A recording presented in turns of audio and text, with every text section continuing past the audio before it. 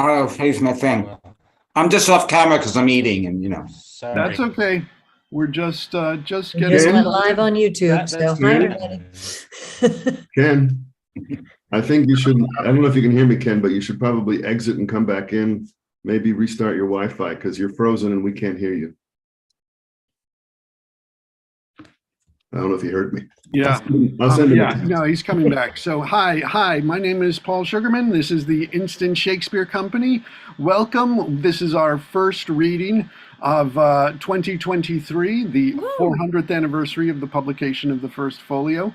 And today we will be reading Twelfth Night, or What You Will, which is among 18 plays which would have been lost if the first folio had not been published. And so let me just, the way we do these readings is the people who are in the scene have their cameras on and videos on, and when they're not in the scene, they turn off their cameras and videos so that we see the people who are in the scene together. I'm going to be playing Sir Toby Belch, and let me introduce the rest of the cast. Mark. Hi, I'm Mark Gehring, and I'm playing Orsino. All right, and Bill. I'm Bill Corey. I'm reading Sir Andrew Aguecheek. Okay, and Eleanor. I'm Eleanor Elizabeth Foreman, and I'm playing a sea captain, and Fabian. And Ben. Bennett Polosi, I'll be Malvolio. And Michael. I'm Michael, and this is Johnny, and I'm playing Antonio. Okay. I'll play a cat. And Virginia. Virginia, who we can't see and now can't hear either, who will be playing Festi. But Virginia, can you speak? Very far. Virginia. Sweet Virginia. Okay, well, so we will, I think she's trying to get that to work, and we also Thea. Hi, Thea Stefan, Olivia. All right, and Amelia. Hi, I'm Amelia Bell, and I'll be playing Viola. Okay. And Jennifer. I'm Jennifer Finger. I'm playing Sebastian. Okay, and we still have, let's see. Okay, let's see if we're hopefully getting Virginia back, and our playmaster who put this together is Ken Wayne, who is having technical difficulties. He's going to be playing Mariah, and he will be rejoining us shortly, I expect. And Virginia, are you here? Hi, everybody. I'm sorry about all this. I don't know, but can you see me? Yes, we can see you and hear you. Hi, I'm Virginia, and I'm playing Festi. All righty. And Ken. I'm Ken. I'm doing Mariah. So everyone can see and hear me now? Yes. Yeah. Yes, you're good now. That's great. And I was going to say there are two little parts that aren't cast yet. Curio, I wanted to ask Jennifer if she do that, please. Okay. And also the first officer, I'm going to give that to myself. Okay. And there we have a play fitted. So Wait, you have, is Valentine is asking to be introduced? Oh, Francie, I'm sorry. Francie. Well, hi. I'm here to prove there are no small parts and maybe even no small actors. I'll be taking on Olivia, the second officer, and the priest. Francie Scanlon. Thank you. I'm Olivia, but otherwise that sounds great. I think Olivia's servant is what she meant. Yes. But Francie, can we see you? Because we could hear you there, but I missed you because I hadn't seen your camera on. I just want to see shortly. Thank you. Okay. All righty. So, Ken, is the playmaster anything you want to say before we begin, or shall we just let us begin? Yeah, let's have fun. Okay, yep, everyone, have fun. 12th night, or What You Will, by William Shakespeare, actus primus, scena prima. If music be the food of love, play on, give me excess of it, that surfeiting the appetite may sicken and so die. That strain again, it had a dying fall. Oh, it came o'er my ear like the sweet sound that breathes upon a bank of violets, stealing and giving odor. Enough, no more, 'tis not so sweet now as it was before. No, spirit of love, how quick and fresh art thou, that notwithstanding thy capacity receiveth as the sea. Not enters there of what validity and pitch soe'er, but falls into abatement and low price even in a minute. So full of shapes is fancy that it alone is high fantastical. Will you go hunt, my lord? What, Curio? The hart. Why, so I do, noblest that I have. Oh, when mine eyes did see Olivia first, methought she purged the air of pestilence. That instant was I turned into a hart, and my desires like fell and cruel hounds e'er since pursue me. How now, what news from her?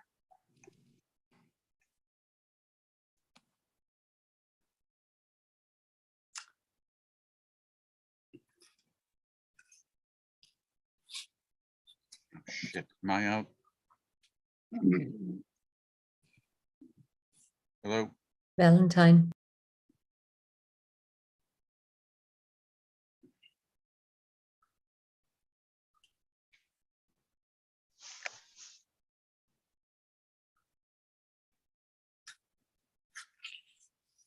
That's Francie.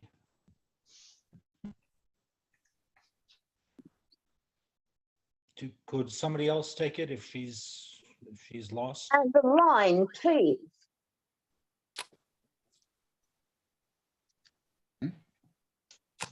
So please, my lord, I might not be admitted, but from her handmaid do return this answer.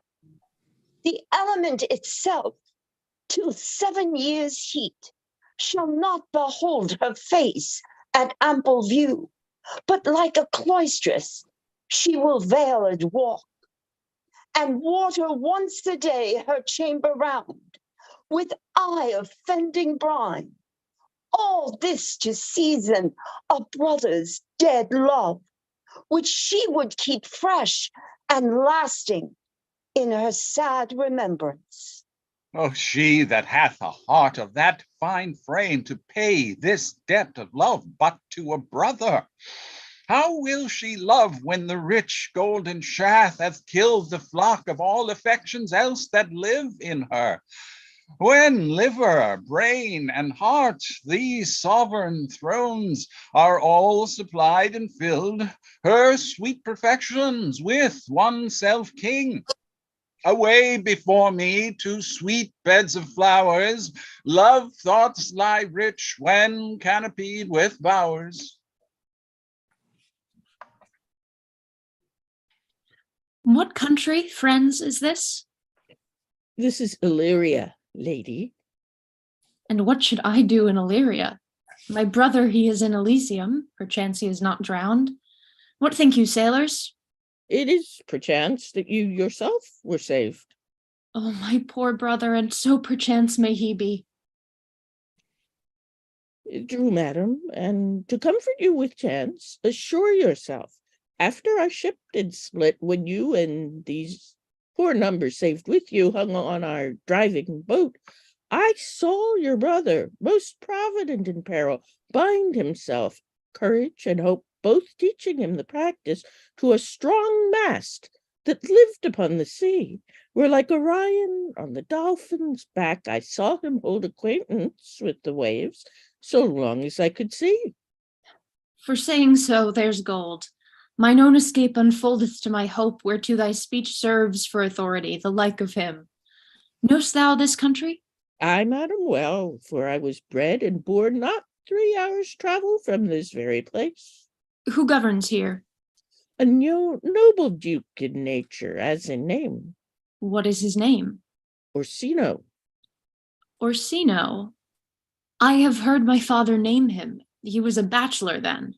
And so is now, or was so very late, for but a month ago I went from hence, and then 'twas fresh in murmur, as you know what great ones do, the less will prattle of, that he did seek the love of fair Olivia. What's she? A virtuous maid, the daughter of a count that did some 12 months since, then leaving her in the protection of his son, her brother, who shortly also died, for whose dear love they say she hath abjured the sight and company of men. Oh, that I served that lady, and might not be delivered to the world till I had made mine own occasion mellow what my estate is. That were hard to compass, because you will admit no kind of suit. No, not the Duke. There is a fair behavior in thee, captain, and though that nature with a beauteous wall doth oft close in pollution, yet of thee I will believe thou hast a mind that suits with this thy fair and outward character. I prithee, and I'll pay thee bounteously, conceal me what I am, and be my aid, for such disguise as haply shall become the form of my intent. I'll serve this Duke. Thou shalt present me as a eunuch to him. It may be worth thy pains, for I can sing and speak to him in many sorts of music that will allow me very worth his service. What else may hap to time I will commit, only shape thou thy silence to my wit. Be you his eunuch, and your mute I'll be. When my tongue blabs, then let mine eyes not see. I thank thee. Lead me on. What a plague means my niece to take the death of her brother thus? I am sure care is an enemy to life. By my troth, Sir Toby, you must come in earlier o' nights. Your cousin, my lady, takes great exceptions to your ill hours. Why, let her accept before accepted. Ay, but you must confine yourself within the modest limits of order. Confine? I'll confine myself no finer than I am. These clothes are good enough to drink in, and so be these boots too. And they be not let them hang themselves in their own straps. That quaffing and drinking will undo you. I heard my lady talk of it yesterday, and of a foolish knight that you brought in one night here to be her wooer. Oh, who, Sir Andrew Aguecheek? Aye, he. Well, he's as tall a man as any's in Illyria. What's that to the purpose? Oh, why? He has 3,000 ducats a year. Aye, but he'll have but a year and all these ducats. He's a very fool and a prodigal. Oh, fie that you'll say so. He plays on the viol de gamboys and speaks 3 or 4 languages word for word without book, and hath all the good gifts of nature. He hath indeed almost natural. For besides that he's a fool, he's a great quarreller, and but that he hath the gift of a coward to allay the gust he hath in quarrelling, 'tis thought among the prudent he would quickly have the gift of a grave. Oh, by this hand, they are scoundrels and substractors that say so of him. Who are they? They that add, moreover, he's drunk nightly in your company. With drinking healths to my niece. I'll drink to her, as long as there's passage in my throat and drink in Illyria. He's a coward and a coistrel that will not drink to my niece till his brains turn to the toe like a parish top. What, wench? Castiliano vulgo, for here comes Sir Andrew Agueface. Sir Toby Belch, how my Sir Toby Belch. Oh, sweet Sir Andrew. Bless you, fair shrew. Accost, Sir Andrew, accost. What's that? My niece's chambermaid. Ah, good Mistress Accost. I desire better acquaintance. My name is Mary, sir. Good Mistress Mary Accost. You mistake, knight. Accost is front her, board her, woo her, assail her. By my troth, I would not undertake her in this company. Is that the meaning of accost? Fare you well, gentlemen. And thou let part so, Sir Andrew, would thou mightst never draw sword again. And you part so, mistress. I might never draw sword again. Fair lady, do you think you have fools in hand? Sir, I have not you by the hand. Marry, but you shall have, and here's my hand. Now, sir, thought is free. I pray you bring your hand to the buttery bar and let it drink. Wherefore, sweetheart? What's your metaphor? It's dry, sir. Why, I think so. And I am not such an ass, but I can keep my hand dry. But what's your jest? A dry jest, sir. And are you full of them? Aye, sir, I have them at my fingers' ends. Marry, now I let go your hand. I am barren. Oh, knight. Knight, thou lackest a cup of canary. When did I see thee so put down?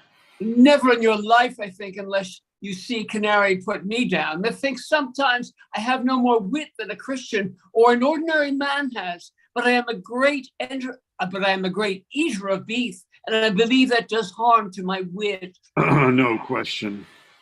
And I thought that I forswear it. I'll ride home tomorrow, Sir Toby. Pourquoi, my dear knight? What is pourquoi? Do or not do? I had bestowed that time in the tongues that I have in fencing, dancing, and bear baiting. I followed the arts. Then hadst thou had an excellent head of hair. Why, would that have mended my hair? Past question, for thou seest it will not cool thy nature.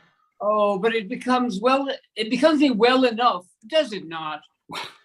Excellent. It hangs like flax on a distaff, and I hope to see a housewife take thee between her legs and spin it off. Faith, I'll come tomorrow, Sir Toby. Your niece will not be seen, or if she be, it's 4-1. She'll none of me. The Count himself, here hard by, woos her. She'll none of the Count. She'll not match above her degree, neither in estate, years, nor wit. I've heard her swear it. Tut, there's life in it, man.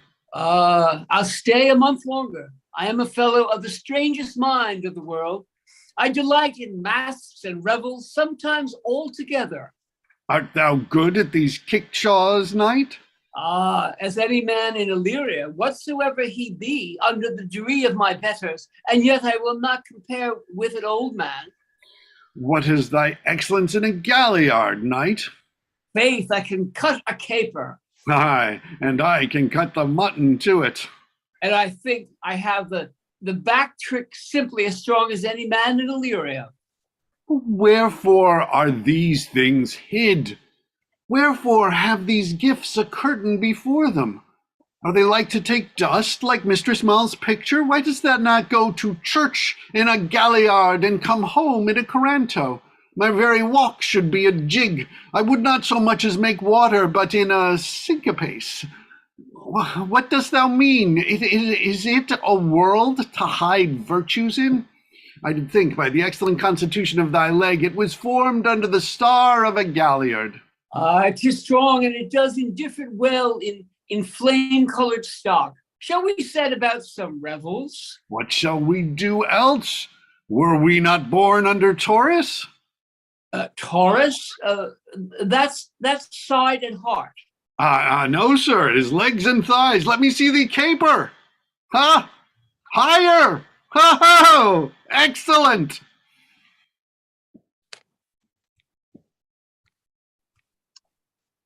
If the Duke continue these favors towards you, Cesario, you are like to be much advanced. He hath known you but 3 days, and already you are no stranger. You either fear his humor or my negligence that you call in question the continuance of his love. Is he inconstant, sir, in his favors? No, believe me. I thank you. Here comes the Count. Who saw Cesario? Oh? On your attendance, my lord, here. Stand you a while aloof. Cesario, thou knowest no less, but all I have unclasped to thee the book even of my secret soul. Therefore, good youth, address thy gate unto her. Be not denied access, stand at her doors, and tell them, there thy fixed foot shall grow till thou have audience. Sure, my noble lord, if she be so abandoned to her sorrow as it is spoke, she never will admit me. Be clamorous and leap all civil bounds rather than make unprofited return. Say I do speak with her, my lord. What then? Then unfold the passion of my love. Surprise her with the discourse of my dear faith. It shall become thee well to act my woes. She will attend it better in thy youth than in a nun shows of a more grave aspect. I think not so, my lord.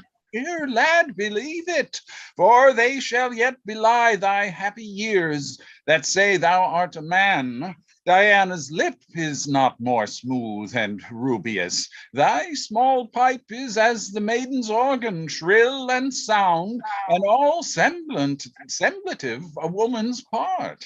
I know thy constellation is right apt for this affair. Some 4 or 5 attend him, all if you will, for I myself am best when least in company.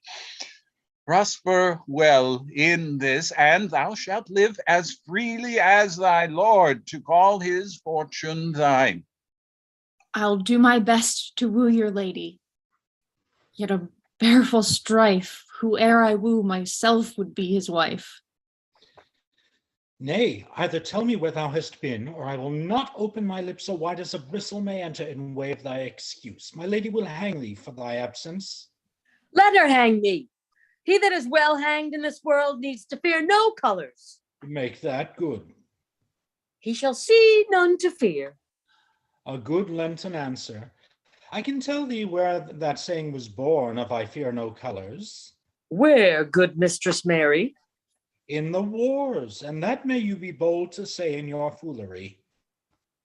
Well, God give them wisdom that have it, and those that are fools let them use their talents.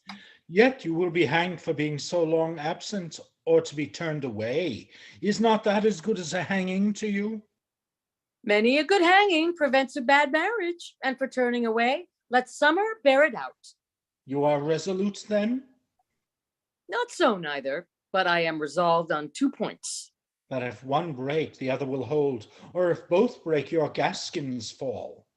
Oh, apt in good faith. Very apt. Well, go thy way. If Sir Toby would leave drinking, thou wert as witty a piece of Eve's flesh as any in Illyria. Yes, you rogue, no more of that. Here comes my lady.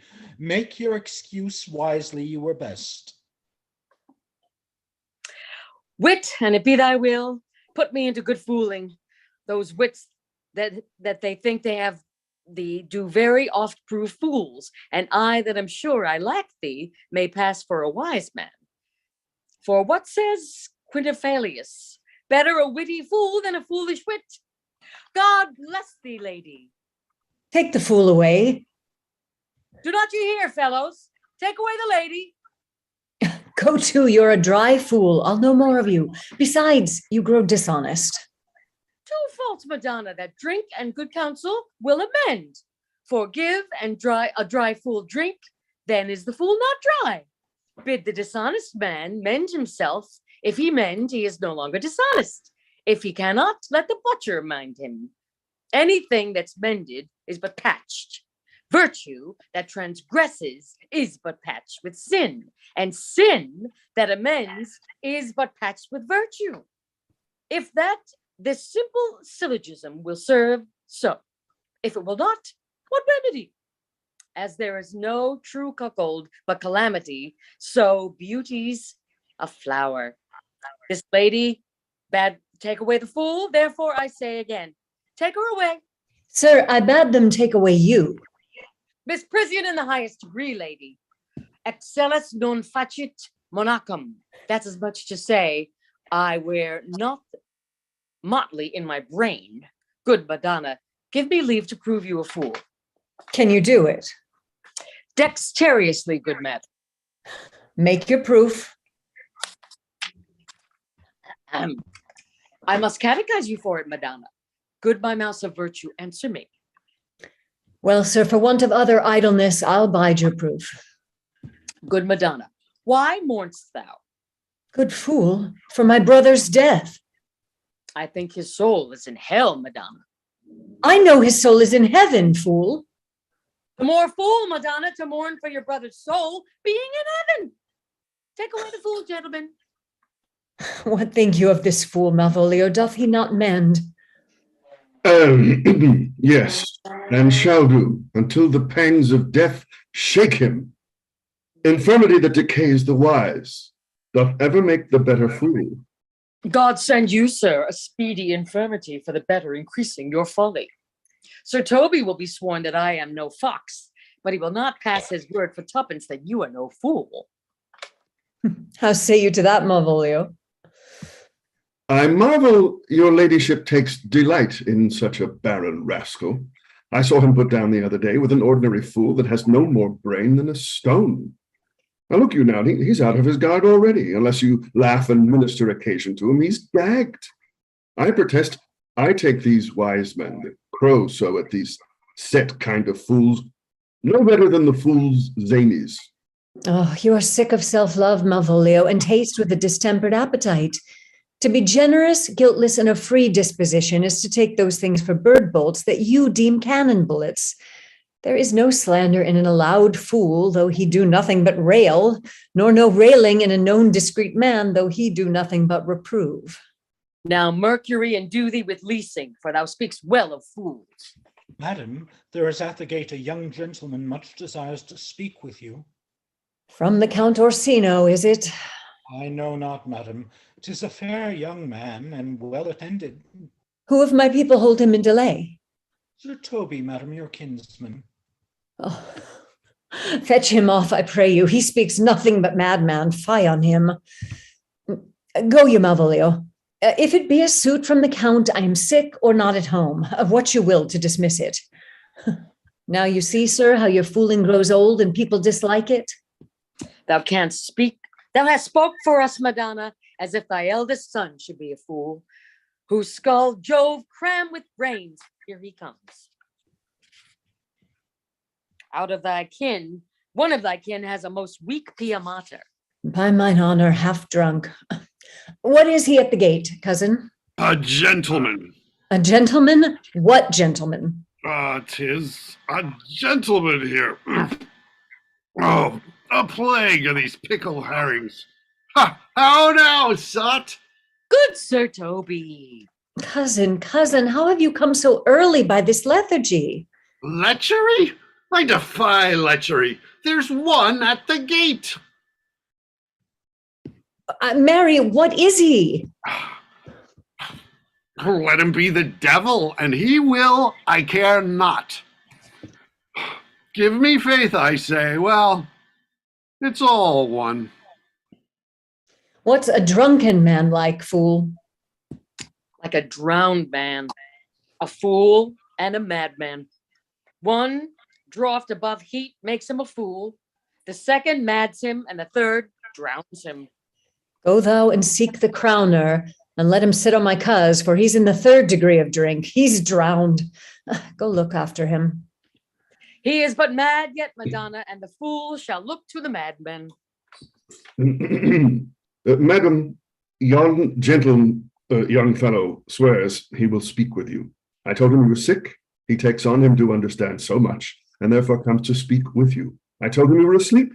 He seems to have a foreknowledge of that too, and therefore comes to speak with you. What is to be said to him, lady? He's fortified against any denial. Tell him he shall not speak with me.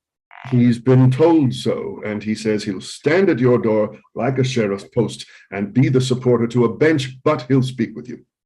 What kind of man is he? Why, of mankind. What manner of man?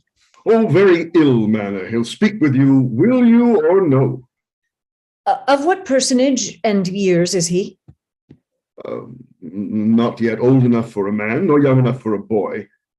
As a squash is before a pesco, or a codling when 'tis almost an apple. 'Tis with him in standing water between boy and man. He's a very well favored, and he speaks very shrewishly. One would think his mother's milk was scarce out of him. Let him approach. Call in my gentlewoman. Gentlewoman, my lady calls. Give me my veil. Come third o'er my face. Will once more hear Orsino's embassy. The honorable lady of the house? Which is she? Speak to me. I shall answer for her. Your will? Most radiant, exquisite, and unmatchable beauty. I pray you tell me if this be the lady of the house, for I never saw her.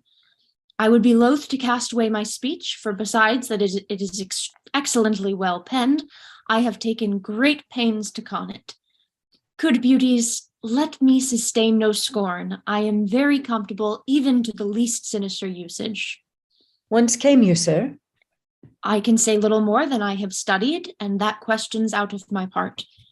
Good gentle one, give me modest assurance, if you be the lady of the house that may proceed in my speech. Are you a comedian? No, my profound heart. And yet, by the very fangs of malice, I swear, I am not that I play. Are you the lady of the house? If I do not usurp myself, I am. Most certain, if you are she, you do usurp yourself, for what is yours to bestow is not yours to reserve. But this is from my commission. I will on with my speech in your praise, and then show you the heart of my message. Come to what is important. I forgive you the praise.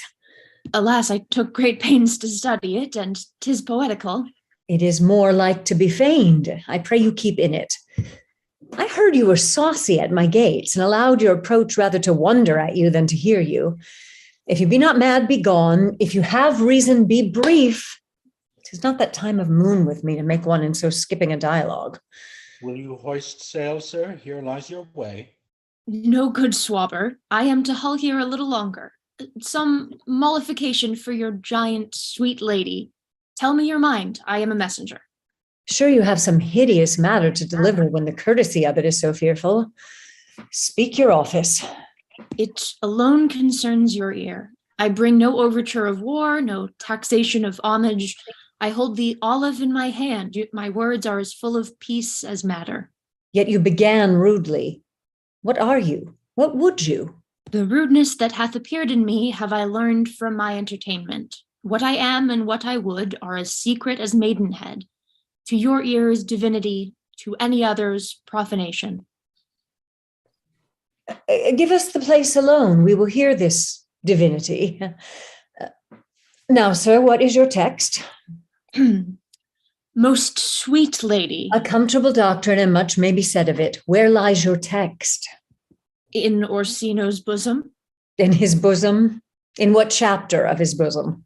To answer by the method, in the first of his heart. Oh, I have read it. It is heresy. Have you no more to say? Good madam, let me see your face. Have you any commission from your lord to negotiate with my face? You are now out of your text, but we will draw the curtain and show you the picture. Look you, sir, such a one I was this present. It's not well done. Excellently done, if God did all. 'Tis in grain, sir, 'twill endure wind and weather. 'Tis beauty truly blent, whose red and white nature's own sweet and cunning hand laid on. Lady, you are the cruelest she alive, if you will leave these graces to the grave and leave the world no copy. Oh, sir, I will not be so hard-hearted. I will give out diverse schedules of my beauty. It shall be inventoried and every particle and utensil labeled to my will as item tulips indifferent red. Item 2 gray eyes with lids to them. Item 1 neck, 1 chin, and so forth. Were you sent hither to praise me? I see you what you are. You are too proud. But if you were the devil, you are fair. My lord and master loves you. Oh, such love could be but recompensed, though you were crowned the nonpareil of beauty. How does he love me? With adorations, fertile tears, with groans that thunder love, with sighs of fire. Your lord does know my mind. I cannot love him. Yet I suppose him virtuous, know him noble, of great estate, of fresh and stainless youth, in voices well divulged, free, learned, and valiant, and in dimension and the shape of nature a gracious person. But yet I cannot love him. He might have took his answer long ago. If I did love you in my master's flame with such a suffering, such a deadly life, in your denial I would find no sense. I would not understand it. Why? What would you? Make me a willow cabin at your gate, and call upon my soul within the house. Write loyal cantons of contemned love, and sing them loud even in the dead of night. Hallow your name to the reverberate hills, and make the babbling gossip of the air cry out, Olivia! Oh, you should not rest between the elements of air and earth, but you should pity me. You might do much. What is your parentage? Above my fortunes, yet my state is well. I am a gentleman. Get you to your lord. I cannot love him. Let him send no more, unless, perchance, you come to me again to tell me how he takes it. Very well. I thank you for your pains. Spend this for me? I am no feed post, lady. Keep your purse. My master, not myself, lacks recompense. Love make his heart of flint, that you shall love, and let your fervor, like my master's, be placed in contempt. Farewell, fair cruelty. What is your parentage? Above my fortunes, yet my state is well. I am a gentleman. I'll be sworn thou art. Thy tongue, thy face, thy limbs, actions, and spirit to give thee fivefold blazon. Oh, not too fast, soft, soft. Unless the master were the man. How now? Even so quickly may one catch the plague? Methinks I feel this youth's perfections with an invisible and subtle stealth to creep in at mine eyes. Well, let it be. What ho, Malvolio? Here, madam, at your service. Run after that same peevish messenger, the Countess man. He left this ring behind him, would I or not. Tell him I'll none of it. Desire him not to flatter with his lord, nor hold him up with hopes. I am not for him. If that the youth will come this way tomorrow, I'll give him reasons for it. Hie thee, Malvolio. Madam, I will. I do I know not what, and fear to find mine eye too great a flatterer for my mind. Oh, fate, show thy force. Ourselves we do not owe. What is decreed must be, and be this so.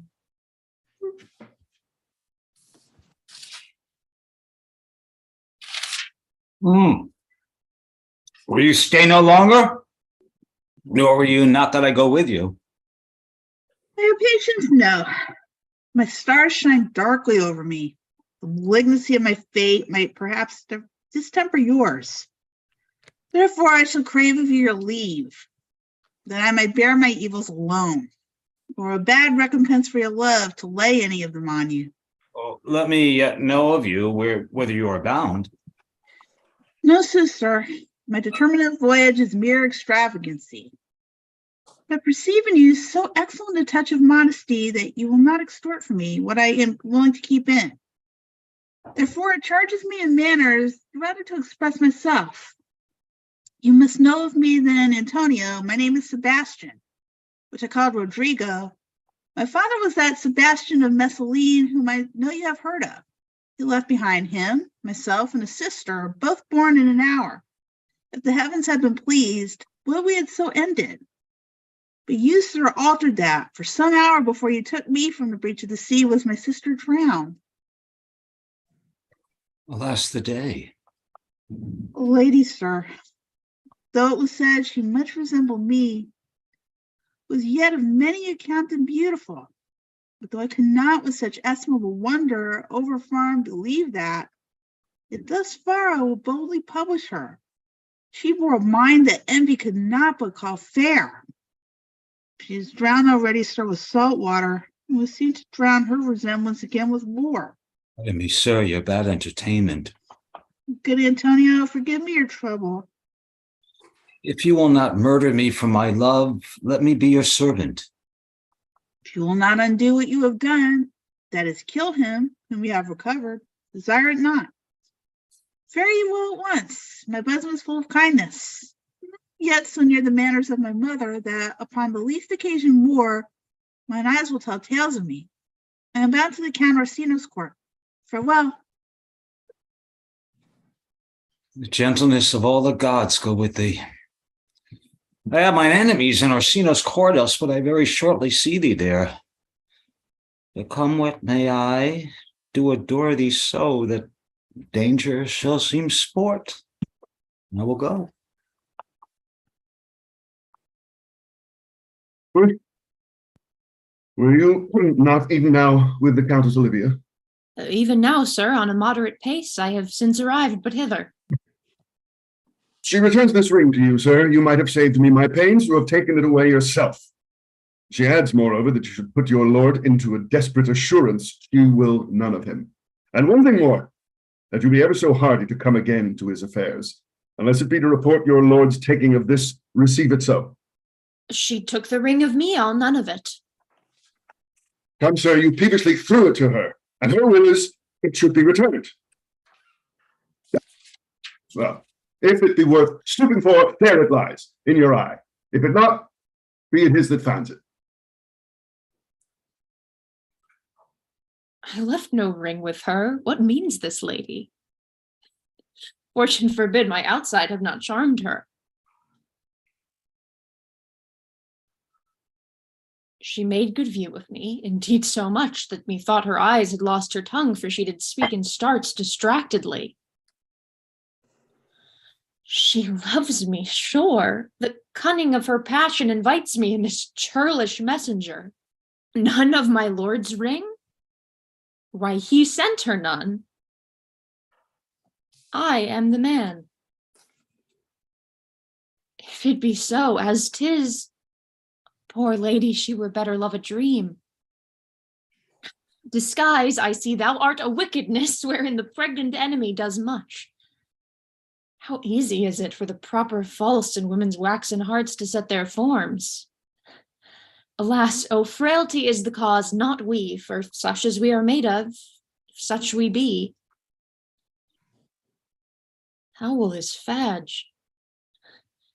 My master loves her dearly, and I, poor monster, fond as much on him as she, mistaken, seems to dote on me. What will become of this? As I am man, my state is desperate for my master's love. As I am woman, now alas the day, what thriftless sighs shall poor Olivia breathe?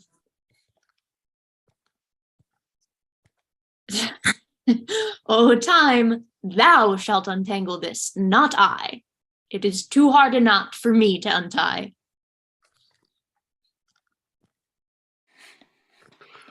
Approach, Sir Andrew.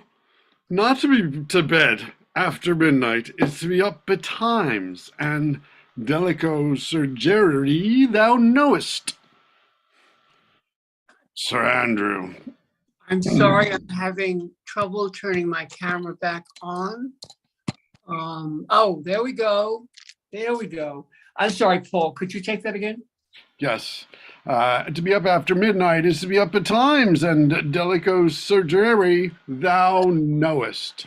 Nay, by my troth, I know it, but I know to be up late is to be up late is to be up late.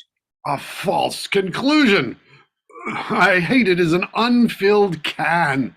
To be up after midnight and to go to bed then is early, so that to go to bed after midnight is to go to bed betimes.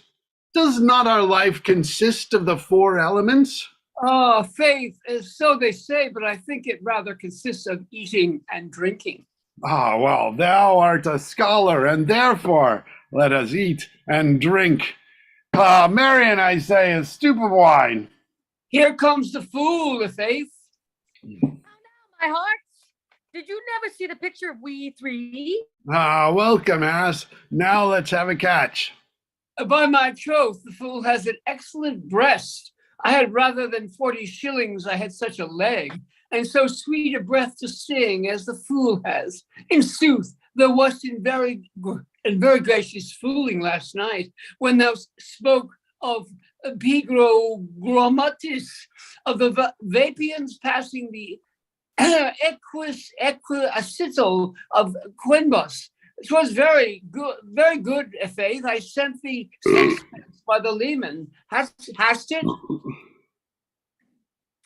I did impeticos thy gratulity, for Malvolio's nose is no whipstock.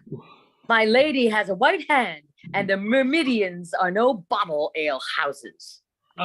Excellent. Why, this is the best fooling when all is done. Now a song. Oh, come on, there is a sixpence for you. Let's have a song. There's kestrel of me too. If one night give a.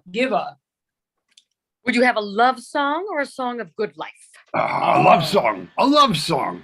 I care not for good life.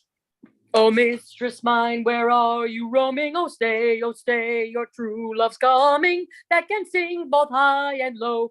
Trip no further, pretty sweeting, journeys end in lovers' meeting, every wise man's son doth know. Excellent, good, if faith. Good. What is love? 'Tis not hereafter. Present mirth hath present laughter. What's to come is still unsure. In delay there lies no plenty. Then come kiss me, sweet, and 20 youths a stuff will not endure. A mellifluous voice as I'm a true knight. A contagious breath. Very sweet and contagious of faith. To hear by the nose, it is dulcet in contagion. But shall we make the welkin dance indeed? Shall we rouse the night owl in a catch that will draw 3 souls out of one weaver? Shall we do that? And you love me? Let's do it. I am a dog at a catch. By a lady, sir, and some dogs will catch well. Most certain. Let her catch me, thou knave. Hold thy peace, thou knave. Knight, I shall be constrained in it to call thee knave, knight. 'Tis not the first time I have constrained one to call me knave. Begin, fool, it begins. Hold thy peace. I shall never begin if I hold my peace. Good of faith, come begin. Hold thy peace, hold thy peace, hold thy peace. Hold thy peace. Hold thy peace. Hold thy peace. Hold thy peace. What a caterwauling do you keep here? If my lady have not called up her steward Malvolio and bid him turn you out of doors, never trust me. My lady's a Catayan. We are politicians. Malvolio's a peg a Ramsey, and 3 merry men be we. Am not I consanguineous? Am I not of her blood? Tilly Valley, lady, there dwelt a man in Babylon, lady. Beshrew me, the knight's in admirable foolery. He does well enough if he be disposed, and so do I too. He does it with a better grace, but I do it more natural. Oh, the 12th day of December. Peace. My ministers, are you mad? manners nor honesty, but together like drinking at this time of night, and all house of my lady's house, did you squeak out your cousin's captives without any mitigation of remorse or voice? Is there no respect of person, place, or time in you? We did keep time, sir, in our catches. Snack up. Sir Toby, I must be round with you. My lady bade me tell you that although she harbors you as a kinsman, she's nothing allied to your disorders. If you can separate yourself and your misdemeanors, you are welcome to the house. If not, it will please you to take leave of her. She is very willing to bid you farewell. Farewell, dear heart, since I must needs be gone. Sir Toby, His eyes do show his days are almost done. So, But I will never die. Sir Toby, there you lie. this is much credit to you. Shall I bid him go? What, and if you do? Shall I bid him go and spare not? Oh, no, you dare not. Out a tune, sir, ye lie. Art any more than a steward? Dost thou think, because thou art virtuous, there shall be no more cakes and ale? Yes, by St. Anne, and ginger shall be hot in the mouth, too. Thou art in the right. Go, sir. Rub your chain with crumbs. A stoup of wine, Maria. Mistress Mary, if you prized my lady's favor at anything more than contempt, you would not give means for this uncivil rule. She shall know of it by this hand. go shake your ears. For as good a deed as to drink when a man's hungry, to challenge him the field, and then to break promise with him and make a fool of him.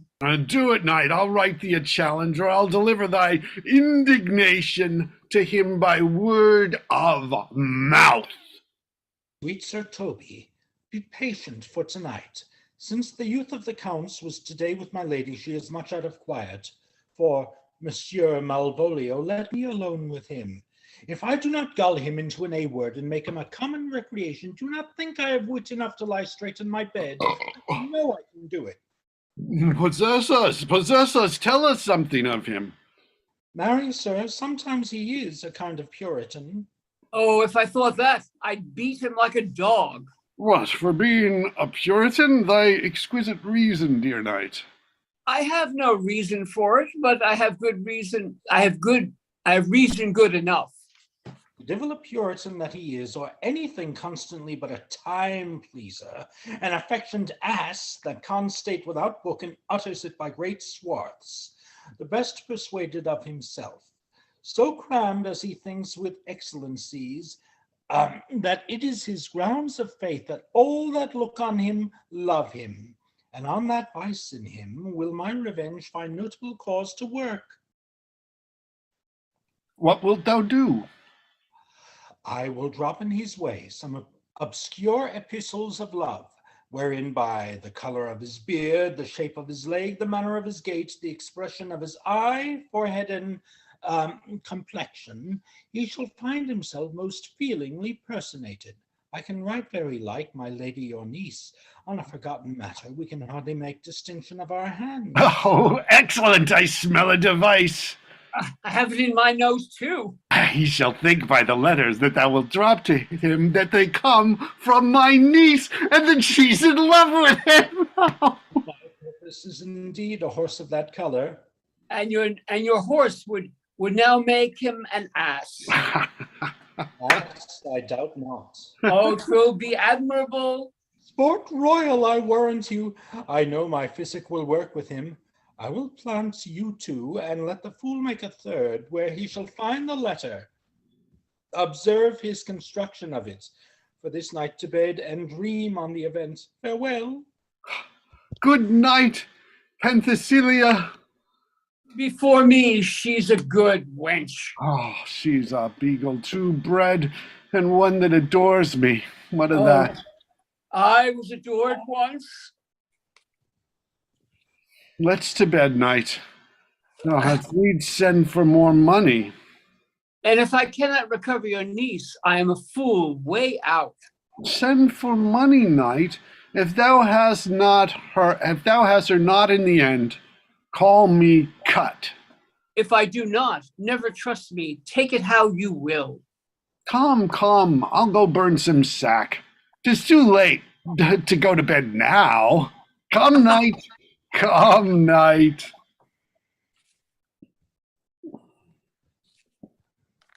Give me some music. Now, good morrow, friends.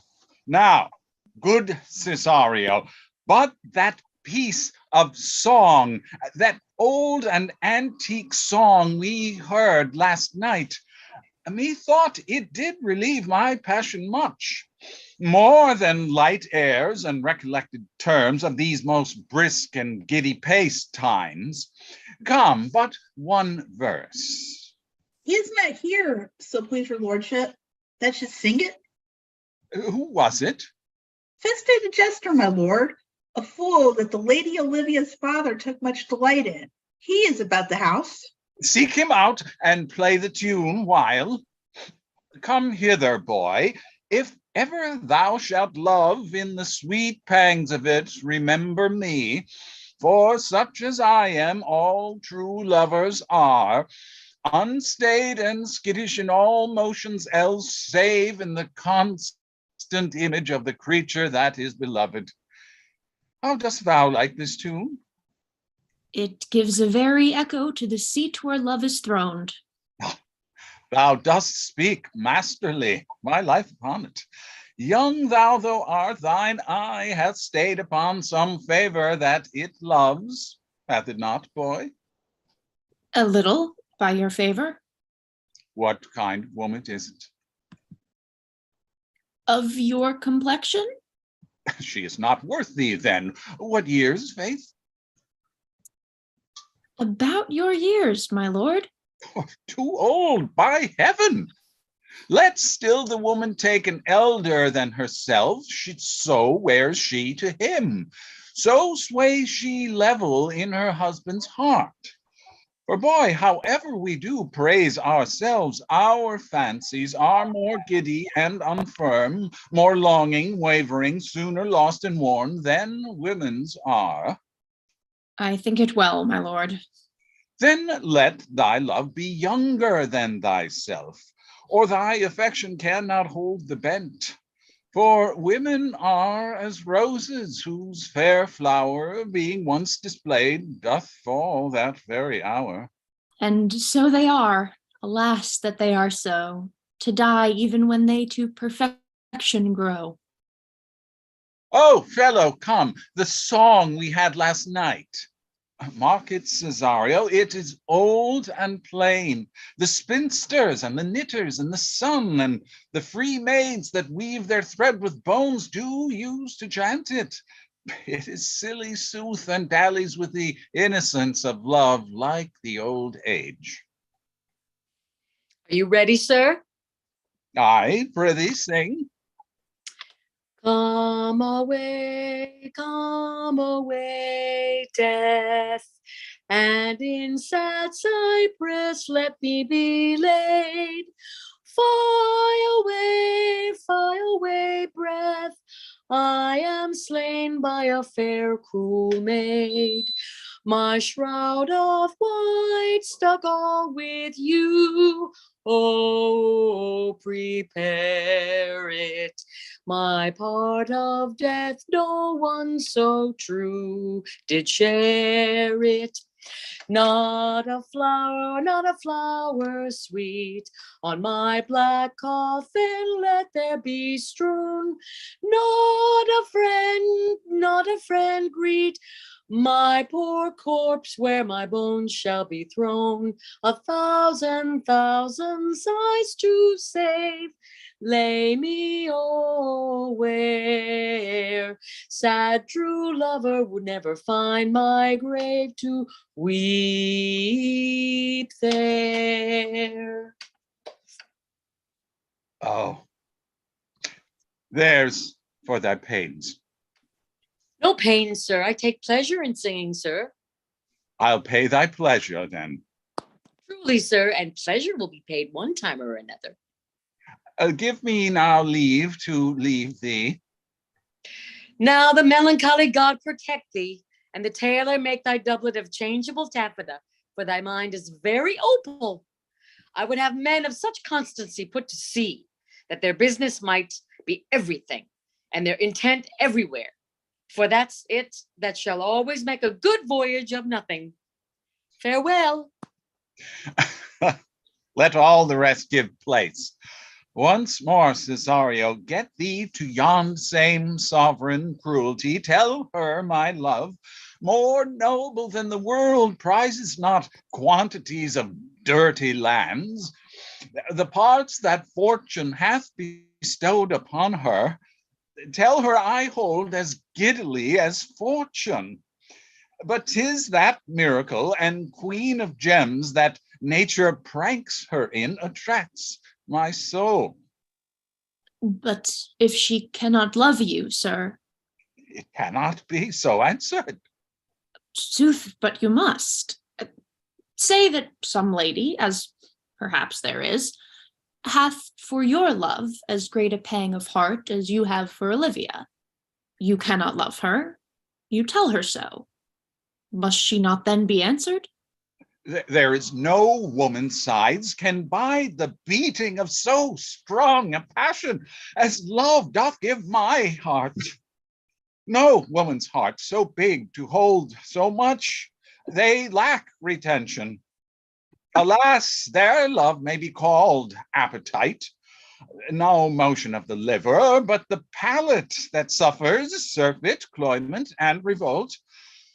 But mine is all as hungry as the sea, and can digest as much. Make no compare between that love a woman can bear me and that I owe Olivia. Aye, but I know.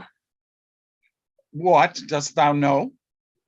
Too well what love women to men may owe. In faith, they are as true of heart as we. My father had a daughter, loved a man, as it might be, perhaps, were I a woman, I should your lordship. And what's her history? A blank, my lord. She never told her love, but let her concealment like a worm in the bud feed on her damask cheek. She pined in thought, and with a green and yellow melancholy, she sat like patience on a monument, smiling at grief. Was not this love indeed? We men may say more, swear more, but indeed our shows are more than will. For still we prove much in our vows, but little in our love. But did thy sister of her love, my boy? But died thy sister of her love, my boy? I am all the daughters of my father's house, and all the brothers too, and yet I know not. Sir, shall I to this lady? Aye, that's the theme. To her in haste, give her this jewel. Say, my love can give no place, bide no deny. Well, come thy way, Signor Fabian. Nay, I'll come. If I lose a scruple of this sport, let me be boiled to death with melancholy. Wouldst thou not be glad to have the rascally sheep-biter come by some notable shame? I would exult, man. You know he brought me out of favor with my lady about a bear baiting here. To anger him, we'll have the bear again, and we will fool him black and blue, shall we not, Sir Andrew? And we do not. It is a pity of our lives. Here comes the little villainy. How now, my metal of India?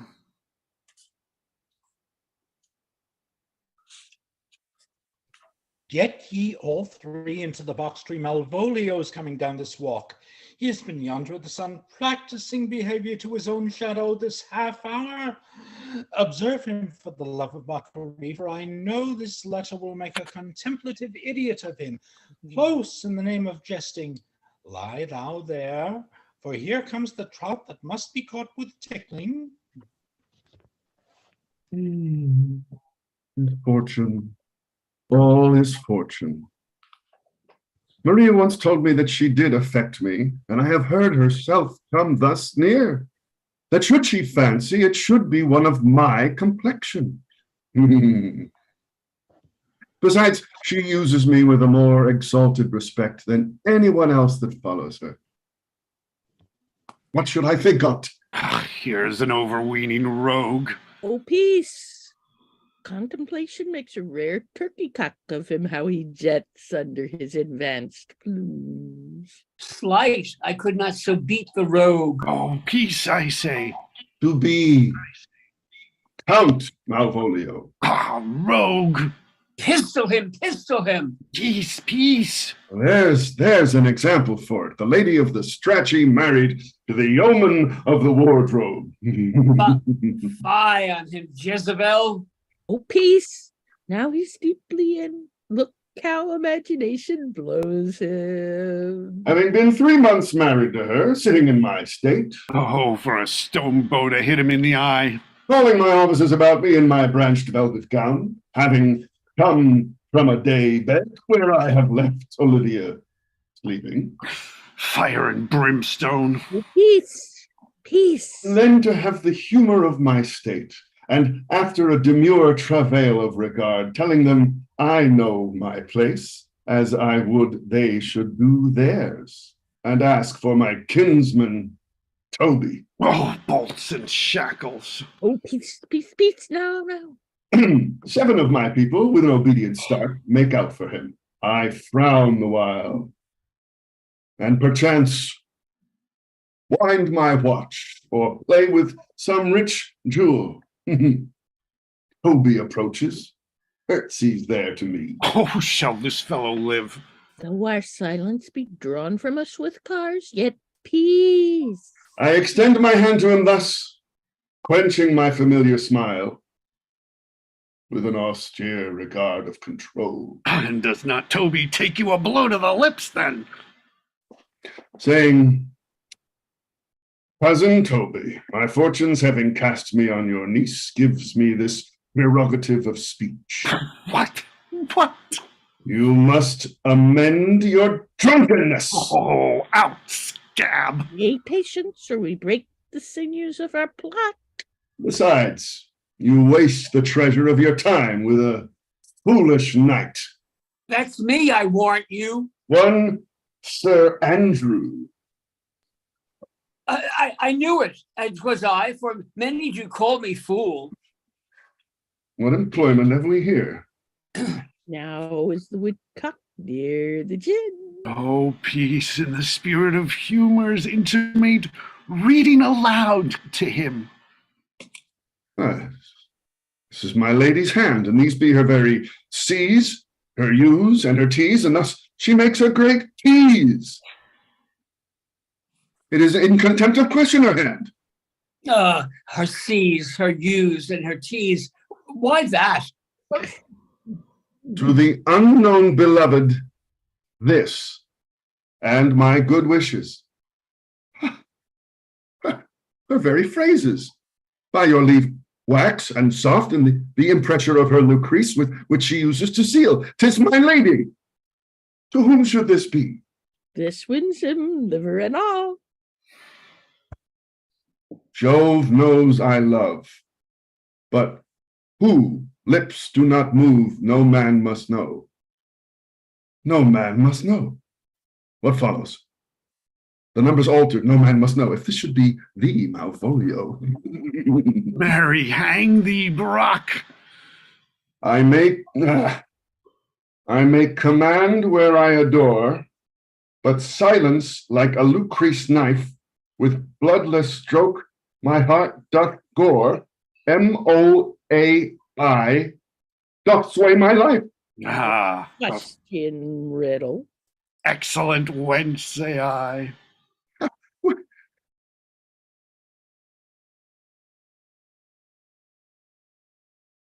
MAOI doth sway my life. Nay, but first let me see. Let me see. What dish of poison has she dressed him? And with what wing this stallion checks at it? I may command where I adore. Why she may command me? I serve her, she's my lady. Why, this is evident in any formal capacity. There's no obstruction in this, and the end. What should that alphabetical position portend? So I could make that resemble something in the soft. M-O-A-I. Oh, I make up that. He is now at a cold scent. Sutter will cry upon it for all this, though it be as rank as a fox. Malvolio. Why, that begins my name. Did I not say he would work it out? The cur is excellent at faults. But then there is no consonancy in the sequel that suffers under probation. A should follow, but O does. And O shall end, I hope. I, or I'll cudgel him and make him cry, oh. And then I comes behind.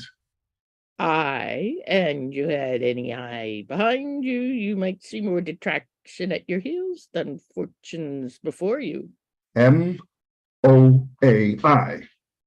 This simulation is not as the former, and yet to crush this a little, it would bow to me, for every one of those letters is in my name. Soft. Here follows prose. If this fall into thy hand, revolve. In my stars I am above thee, but be not afraid of greatness.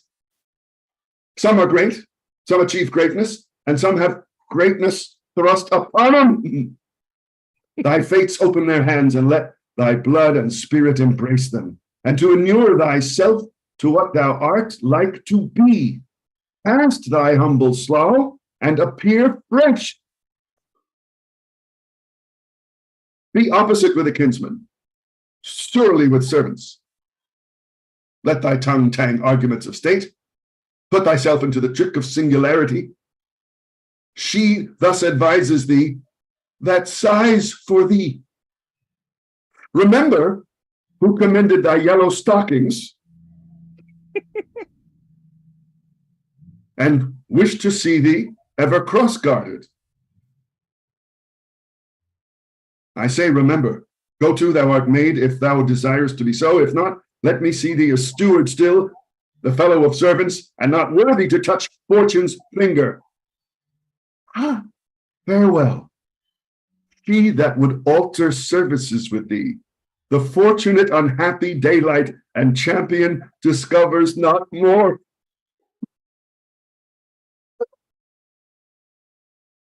This is open. I will be proud. I will read politic authors. I will baffle Sir Toby. I will wash off gross acquaintance. I will be bold. I will be point devise the very man. I do not now fool myself to let imagination jade me, for every reason excites to this, that my lady loved me. For every reason excites to this. He did commend my yellow stockings of late. She did praise my leg, being cross-guarded, and in this she manifests herself to my love, and with a kind of injunction drives me to these habits of her liking. I thank my stars. I will be strange, stout in yellow stockings, and cross-guarded, even with the swiftness of putting on. Go, and my stars be praised. Yet, here's a postscript. Thou canst not choose but know who I am. If thou entertainst my love, let it appear in thy smiling. Thy smiles become thee well. Therefore, in my presence, still smile. Dear, oh, my sweet, I prithee. Jove, I thank thee, and will smile. I will do everything that thou wilt have me.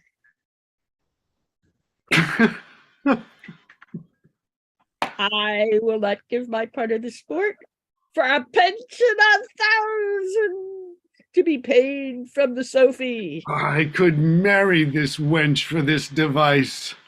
And so could I too. And ask no other dowry with her, but such another jest. Nor I neither. Here comes my noble gull catcher. Wilt thou set thy foot on my neck? Or on mine either. Shall I play my freedom at trade trip and become the bond slave? Oh, a faith, or I either. Why, thou hast put him in such a dream that when the image of it leaves him, he must run mad. Nay, but say true, does it work upon him? Oh, like aqua vitae with a midwife. If you will then see the fruits of the sport, mark his first approach before my lady. He will come to her in yellow stockings, and 'tis a colour she abhors, and cross-gartered, a fashion she detests. And he will smile upon her, which will now be so unsuitable to a disposition, being addicted to a melancholy as she is, that it cannot but turn him into a notable contempt. If you will see it, follow me. To the gates of Tartar, thou most excellent devil of wit. And I'll make one too. Excellent. Okay, I wanted to take a short break here. Okay. Good. So yeah, it's like about 2:21 now. So we'll start again at 2:26. So Eastern time. Thank you all so much. This is a lot of fun. There's so many. Yes, you are in good spirits, as Sir Toby. Yes. Fun to watch you. Yes, I don't think you need to take the name quite so literally. Why not? Yeah, it is. Hey, enjoy it, man. How often It do you does get to do work that on when camera? it comes through, you know. So, but yeah, just one beer in. I didn't know you had quite that much gas in you. We're in a 5-minute. Yes, we're in the 5-minute. Yes, we'll be back in about 4 minutes from now. So 2:26. I was in the other room watching you on my cell phone. No. Yes, there is a slight delay that comes through on the YouTube, but yeah, thanks for. We did a great party for. Does everybody know? There's a guy named D. Michael Berkowitz. Oh, he's done some readings. I know. A while back, we did a surprise birthday party for him over Zoom early in the pandemic, and one of the big jokes was he thought he was just talking to me, and then there was like 20 people on, including John Rubinstein, who he acted with a long time ago. John. And we all sang happy birthday, but over Zoom with the delays. I mean, somebody recorded it. I got to hear it. It sounds horrific. It's wonderful. I mean, Like- it sounds key of them. It sounds like Philip Glass, right? Unintentional Philip Glass. John Cage, yeah. Or John Cage. Yeah. So I just talked to Angus Saturday. I don't know. Today's Saturday. Thursday. I talked to him Thursday for a couple of hours. I don't think he got your email because he didn't mention this. Okay, well, I've got to follow up with him because I'm sure, because we are getting started with some fun things coming up. We've got He really likes these. They really feel good, to him to get to reach out, be involved. Yeah. Although oral singing doesn't work on Zoom, but readings can work quite well. I'll make a note to send you his correct email because I know he's got like 3 of them. He doesn't check them all. Yeah, no, I think I've got the one, but I will definitely. Does anyone have a good background for Olivia's house? This seems to be the closest I've got. I like what you're doing. So great. I was in a reading from England, and the playmaster mistress sent us all a picture to use as background. And it worked out really well because when you're watching it as an audience member, all of a sudden you can forget that you're on Zoom because everybody's background was the same. It actually starts to feel that, we are all in the same room. So I might try doing that. Well, this is the closest thing I have to inside someone's house, unless that's more like inside a shopping center, right? No, not that. I like that one. Yeah, it's the best I can do. It's not exactly Yeah, or I mean, I, or we don't need to have the backgrounds, or I just like blurring it like this. I saw Yeah. that Viola and I both have blurred backgrounds. It just kind of. Mhm. Yep, just easy viewing with the blurred background. No distractions. Oh, yeah, that works. Eleanor, can you see me? Yes, I Shakespeare, can see my you. background. What about Oh, back- that background is great. Could you send it to me? if I can figure out how to do it? Yeah. It's the Shakespeare Garden in Central Park. So, but yeah, just to say what we're doing a bunch of Zoom readings coming up. We're doing, actually tomorrow, we're doing a Zoom reading of Kitty Chen's play, Mrs. Mustard at 1 p.m. And then, which should be a lot of fun. And next Saturday, we're doing our Chekhov celebration at 1 p.m., also on Zoom. And on Sunday, the 29th, David Cedar, for his birthday, likes to sort of do a reading. And so it's going to be a reading of Fogarty's Ferry by Gilbert of Gilbert and Sullivan. Because he also wrote plays as well. And it's interesting. It's got like the device is that it's a ferry, but it's a time travel story. And going back and seeing how things were affected. And then the following Thursday, which is February 2nd, Michael is playmastering our cross-gendered reading of Othello. So those are the things that we've got scheduled so far. And actually also... I still have some female parts open to fill the male roles. If anybody would like any actresses here, Thea or Jen, I know you all said you were interested. When are you doing it? Thursday, February 2nd. February 7:30. Let me check because it sounds Okay. fascinating. I got to check my schedule. Yeah, and then we also will be starting up again with Simone with her Molière Rendezvous on February 11th with Amphitryon by Molière, which is a Molière play that I'm not familiar with. So, but anyways, I think it is now time to resume. Give me a quick second. I'm about to send Eleanor. How does your email start? Oh, I found you. I found it. Okay, I'm going to attach that background if I can find it. Thank you. Okay, and so we will review. Let's see, but who do we need? We need Amelia and. Okay, you ready, Amelia? Hell yeah. So yeah, most of us can. And now we resume with Twelfth Night, or what you will, Actus Tertius, Scena Prima. Save thee, friend, in thy music. Dost thou live by thy tabor? No, sir, I live by the church.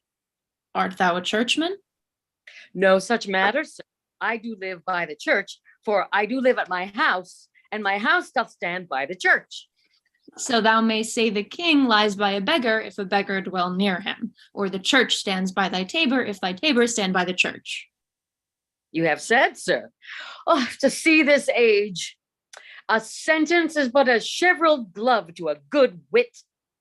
How quickly the wrong side may be turned outward. Nay, that's certain. That they dally nicely with words may quickly make them wanton. I would therefore my sister had had no name, sir. Why, man? Why, sir, her name's a word, and to dally with that word might make my sister wanton. But indeed, words are very rascals, since bonds disgrace them. By reason, man? Troth, sir, I can yield you none without words, and words are grown so false, I am loath to peruse reason with them. I warrant thou art a merry fellow and carest for nothing. Not so, sir. I do care for something, but in my conscience, sir, I do not care for you. If that be to care for nothing, sir, I wouldn't make you invisible. Are not thou the Lady Olivia's fool? No, indeed, sir. The Lady Olivia has no folly. She will keep no fool, sir, till she be married. And fools are as like husbands as pilchers are to herrings. The husband's the bigger. I am indeed not her fool, but her corrupter of words. I saw thee late at the Count Orsino's. Foolery, sir, does walk about the orb like the sun. It shines everywhere. I would be sorry, sir, but the fool should be as oft with your master as with my mistress. I think I saw your wisdom there. Nay, and thou pass upon me, I'll no more with thee.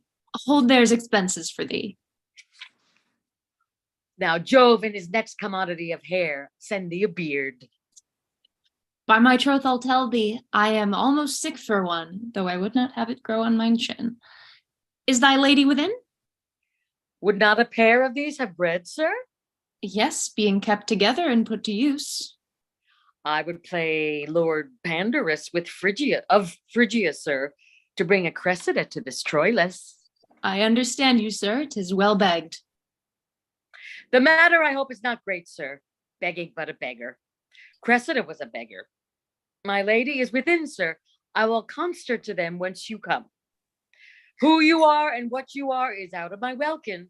I would say element, but the word is overwarned. This fellow is wise enough to play the fool, and to do that well craves a kind of wit. He must observe their mood on whom he jests, the quality of persons and the time, and like the haggard, check at every feather that comes before his eye. This is a practice as full of labor as a wise man's art, for folly that he wisely shows is fit, but wise men's folly fallen quite taint their wit. Save you, gentlemen. And you, sir? Dieu vous garde, monsieur. Et vous aussi, votre serviteur? I hope, sir, you are, and I am yours. Will you encounter the house? My niece is desirous you should enter if your trade be to her. I am bound to your niece, sir. I mean, she is the list of my voyage. Taste your legs, sir. Put them to motion. My legs do better understand me, sir, than I understand what you mean by bidding me to taste my legs. I mean to go, sir. To enter. I will answer you with gate and entrance, but we are prevented. Most excellent, accomplished lady, the heavens rain odors on you. Oh, that's use a rare courtier. Rain odors well. My matter hath no voice, lady, but to your own most pregnant and vouchsafed ear. Odors, pregnant and vouchsafed. I'll get them all three ready. Let the garden door be shut and leave me to my hearing. Give me your hand, sir. My duty, madam, and most humble service. What is your name? Cesario is your servant's name, fair princess. My servant, sir? 'Twas never merry world since lowly feigning was called compliment. You are the servant to the Count Orsino, youth. And he is yours, and his must needs be yours. Your servant's servant is your servant, madam. For him, I think not on him. For his thoughts, would they were blanks rather than filled with me. Madam, I come to whet your gentle thoughts on his behalf. Oh, by your leave, I pray you, I bade you never speak again of him. But would you undertake another suit? I had rather hear you to solicit that than music from the spheres. Dear lady. Give me leave, I beseech you. I did send after the last enchantment you did hear a ring in chase of you. So did I abuse myself, my servant, and I fear me you. Under your hard construction must I sit, to force that on you in a shameful cunning, which you knew none of yours. What might you think? Have you not set mine honor at the stake and baited it with all the unmuzzled thoughts that tyrannous heart can think? To one of your receiving enough is shown. A cypress, not a bosom, hides my heart. So let me hear you speak. I pity you. That's a degree to love. No, not a grise, for 'tis a vulgar proof that very oft we pity enemies. Why then methinks 'tis time to smile again. Oh, world, how apt the poor are to be proud. If one should be a prey, how much the better to fall before the lion than the wolf. Bong, bong, bong. The clock upbraids me with the waste of time. Be not afraid, good youth, I will not have you. And yet, when wit and youth is come to harvest, your wife is like to reap a proper man. There lies your way, due west. Then westward ho. Grace and good disposition attend your ladyship. You'll nothing, madam, to my lord by me? Stay. I pray thee, tell me what thou thinkst of me. That you do think you are not what you are. If I think so, I think the same of you. Then think you right, I am not what I am. I would you were as I would have you be. Would it be better, madam, than I am? I wish it might, for now I am your fool. Oh, what a deal of scorn looks beautiful in the contempt and anger of his lip. A murderous guilt shows not itself more soon than love that would seem hid. Love's night is noon. Cesario, by the roses of the spring, by maidhood, honor, truth, and everything, I love thee so that maugre all my pride, nor wit nor reason can my passion hide. Do not extort thy reasons from this clause, for that I woo, thou therefore hast no cause, but rather reason thus with reason fetter. Love sought is good, but given unsought is better. By innocence I swear, and by my youth, I have one heart, one bosom, and one truth. And that no woman has, nor never none shall mistress be of it, save I alone. And so adieu, good madam, never more will I my master's tears to you deplore. Yet come again, for thou perhaps mayst move that heart which now abhors to like his love.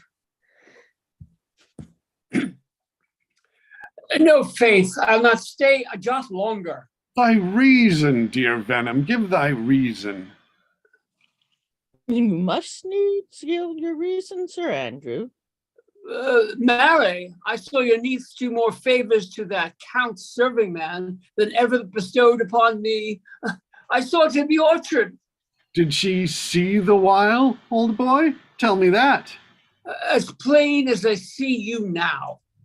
This was a great argument of love in her towards you. Slight, will you make an ass of me? I will prove it legitimate, sir, upon the oaths of judgment and reason. And they have been grand jurymen since before Noah was a sailor. She did show favor to the youth in your sight, only to exasperate you, to wake your dormouse valor, to put fire in your heart and brimstone in your liver. You should then have accosted her, and with some excellent jests, firing you from the mint, you should have banged the youth into dumbness. This was looked for at your hand, and this was balked. The double guilt of this opportunity you let time wash off, and you are now sailed into the north of my lady's opinion, where you will hang like an icicle on a Dutchman's beard, unless you do redeem it by some laudable attempt, either of valor or policy. And be any way, it must be with valor, for policy I hate. I had as lief be a brownist as a politician. Why then build me thy fortunes upon the basis of valor. Challenge me, the count's youth, to fight with him. Hurt him in 11 places, my niece shall take note of it, and assure thyself there is no love broker in the world can more prevail in man's commendation with woman than report of valor. There is no way but this, Sir Andrew. Will either of you hear me challenge to him? Well, go, write it in a martial hand, be cursed and brief. It is, no matter how witty, so it be eloquent and full of invention. Taunt him with the license of ink. If thou thus him some trice, it shall not be amiss. And as many lies as will lie in thy sheet of paper, although the sheet were big enough for the bed of ware in England, set him down, go about it. Let there be gall enough in thy ink that thou write with a goose pen, no matter, about it. Where shall I find you? We'll call thee at the cubiculo. Go.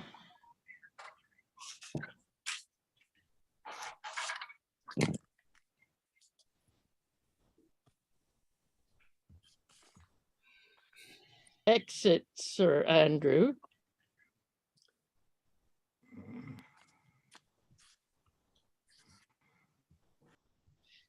This is a dear mannequin to you, Sir Toby. Oh, I have been dear to him, lad, some 2,000 strong or so.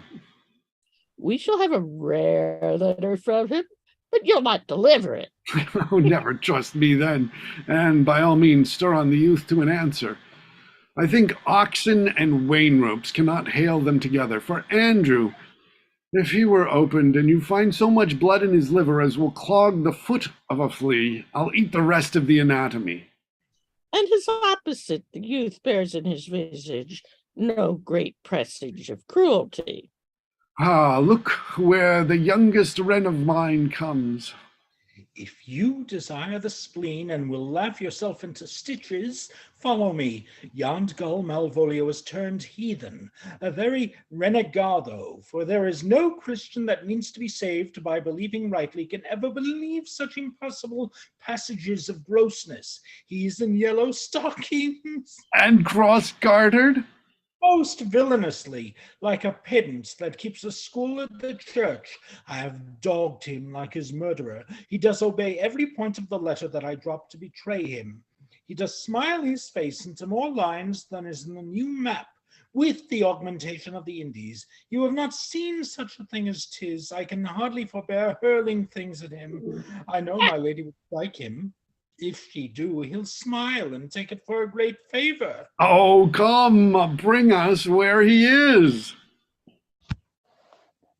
I would not by my will have troubled you. But since you make your pleasure of your pains, I will no further chide you. I could not stay behind you. My desire, more sharp than filed steel, did spur me forth.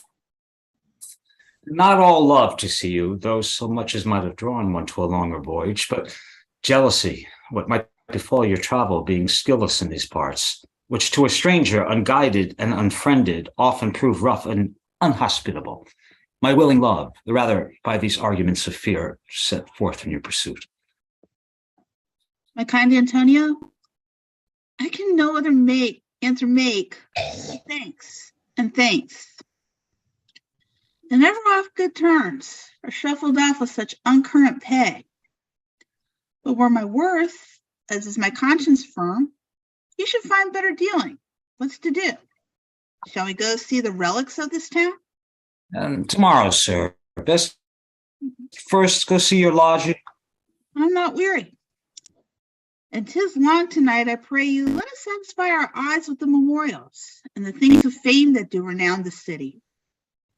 Would you pardon me? I do not without danger walk these streets. Once in a sea fight against the count, his galleys, I did some service. Such note indeed that were I taken here, it would scarce be answered. Feel like you slew a great number of his people. The offense is not as such a albeit the quality of the time and quarrel might well have given us bloody argument. It might have since been answered in repaying what we took from them, which for traffic's sake most of our city did. Only myself stood out, for which if I be lapsed in this place, I shall pay dear. Do not then walk too open. It doth not fit me. Hold, sir, here's my purse. In the south suburbs at the Elephant, it's best to lie and feed your knowledge with viewing of the town. There shall you find, have me. Why your purse? Happily your eyes shall light upon some toy you have desire to purchase. And your store, I think, is not for idle markets, sir. I'll be your purse bearer and leave you for an hour. To the Elephant. I do remember. I have sent after him. He says he'll come. How shall I feast him? What bestow of him? For youth is bought more oft than begged or borrowed. Ooh, I speak too loud. Where's Malvolio? He is sad and civil and suits well for a servant with my fortunes. Where is Malvolio? He is coming, madam, but in very strange manner. He is sure. Why, what's the matter? Does he rave?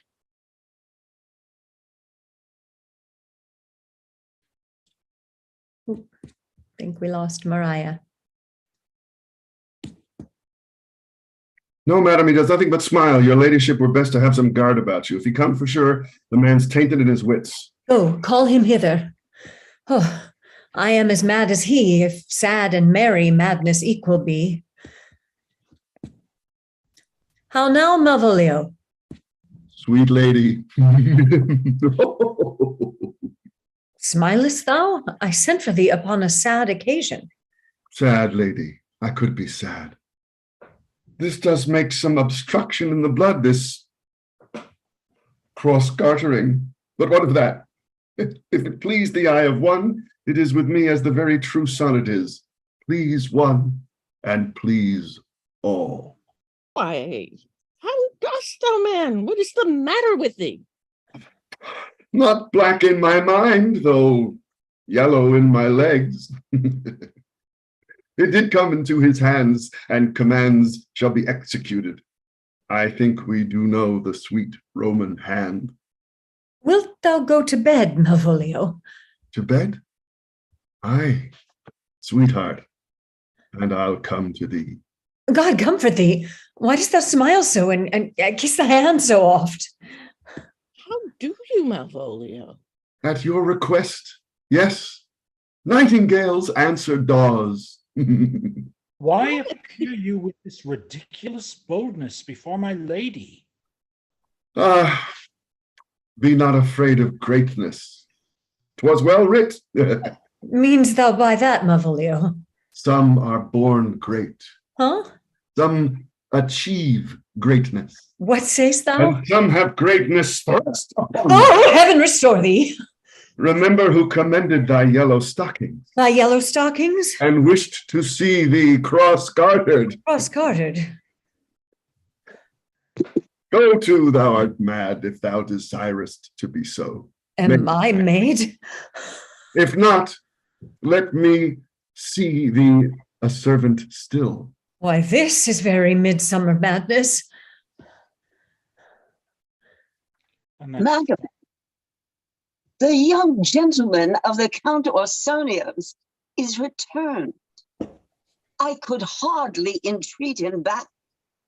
He attends your ladyship's pleasure. I'll come to him. Good Maria, let this fellow be looked to. Where's my cousin Toby? Let some of my people have a special care of him. I would not have him miscarry for the half of my dowry. Do you come near me now? No worse man than Sir Toby to look to me. This concurs directly with the letter. She sends him on purpose that I may appear stubborn to him, for she incites me to that in the letter.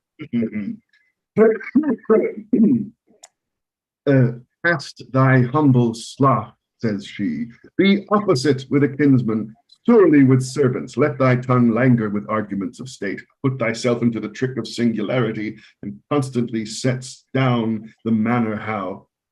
As a sad face, a reverend carriage, a slow tongue in the habit of some sir of note, and so forth.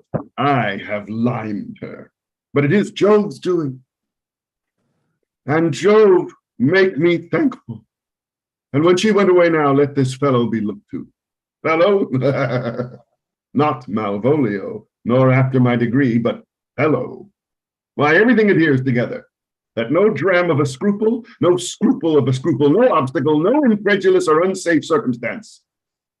What can be said? Nothing that can be can come between me and the full prospect of my hopes. Well, Jove, not I, is the doer of this, and he is to be thanked. Which way is he in the name of sanctity? If all the devils of hell be drawn in little, and Legion himself possessed him, yet I'll speak to him. Here he is. Here he is. How is't with you, sir? How is't with you, man? Go off, I discard you. Let me enjoy my private. Go on. Lo, how hollow the fiend speaks within him. Did not I tell you? So Toby, my lady, prays you to have a care of him. Ah, does she so? Go to, peace, peace. We must deal gently with him. Let me alone. How do you, Malvolio? How is't with you? What, man, defy the devil? Consider he's an enemy to mankind. Do you know what you say? Lie you, and you speak ill of the devil, how he takes it at heart. Pray God he be not bewitched. Carry his water to the wise woman. Marry, and it shall be done tomorrow morning if I live. My lady would not lose him for more than I'll say. How now, mistress? Oh, Lord. Prithee, hold thy peace. This is not the way. Do you not see you move him? Let me alone with him.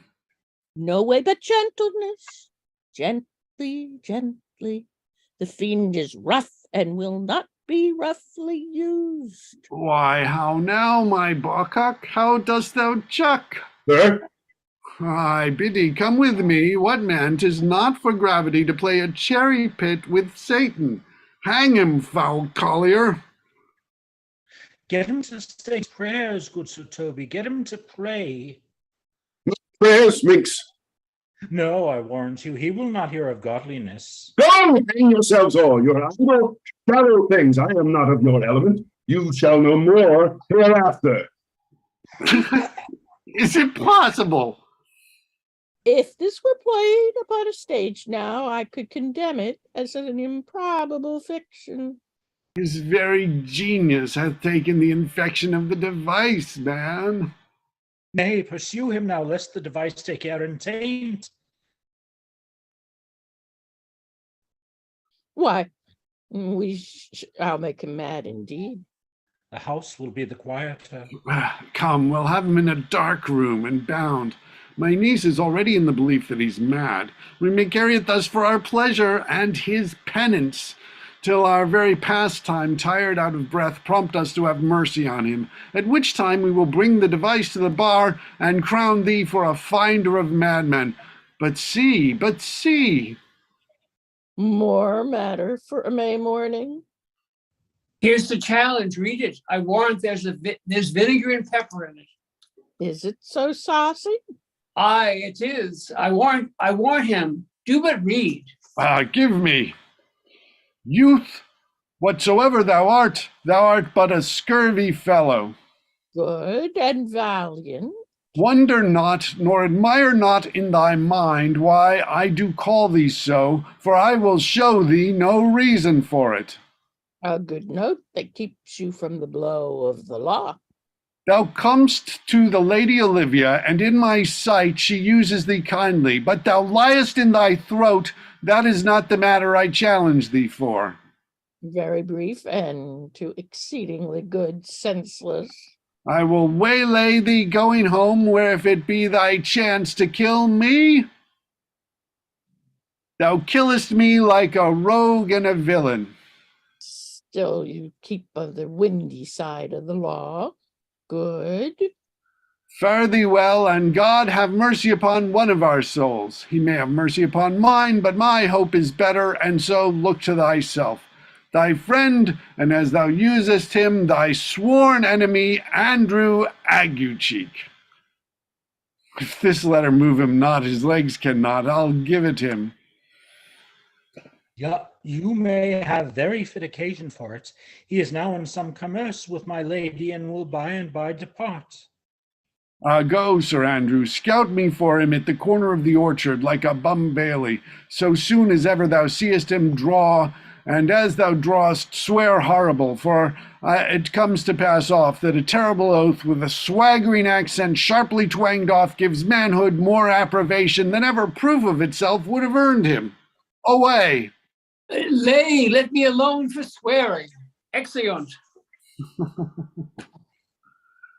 Now, will I not deliver his letter, for the behavior of the young gentleman gives him out to be of good capacity and breeding, and his employment between his lord and my niece confirms no less. Therefore, this letter, being so excellently ignorant, will breed no terror in the youth. What he will find it comes from a clodpole. But, sir, I will deliver his challenge by word of mouth, set upon Aguecheek a notable report of valor, and drive the gentleman, as I know his youth will aptly receive it, into a most hideous opinion of his rage, skill, fury, and impetuosity. This will so fright them both that they will kill one another by the look, like cockatrices. Here he comes with your niece. Give them way till he take leave, and presently after him. I will meditate the while upon some horrid message for a challenge. I have said too much unto a heart of stone, and laid mine honor too unchariot. There's something in me that reproves my fault, but such a headstrong, potent fault it is, that it but mocks reproof. With the same behavior that your passion bears goes on my master's griefs. Here, wear this jewel for me. 'Tis my picture. Refuse it not. It hath no tongue to vex you.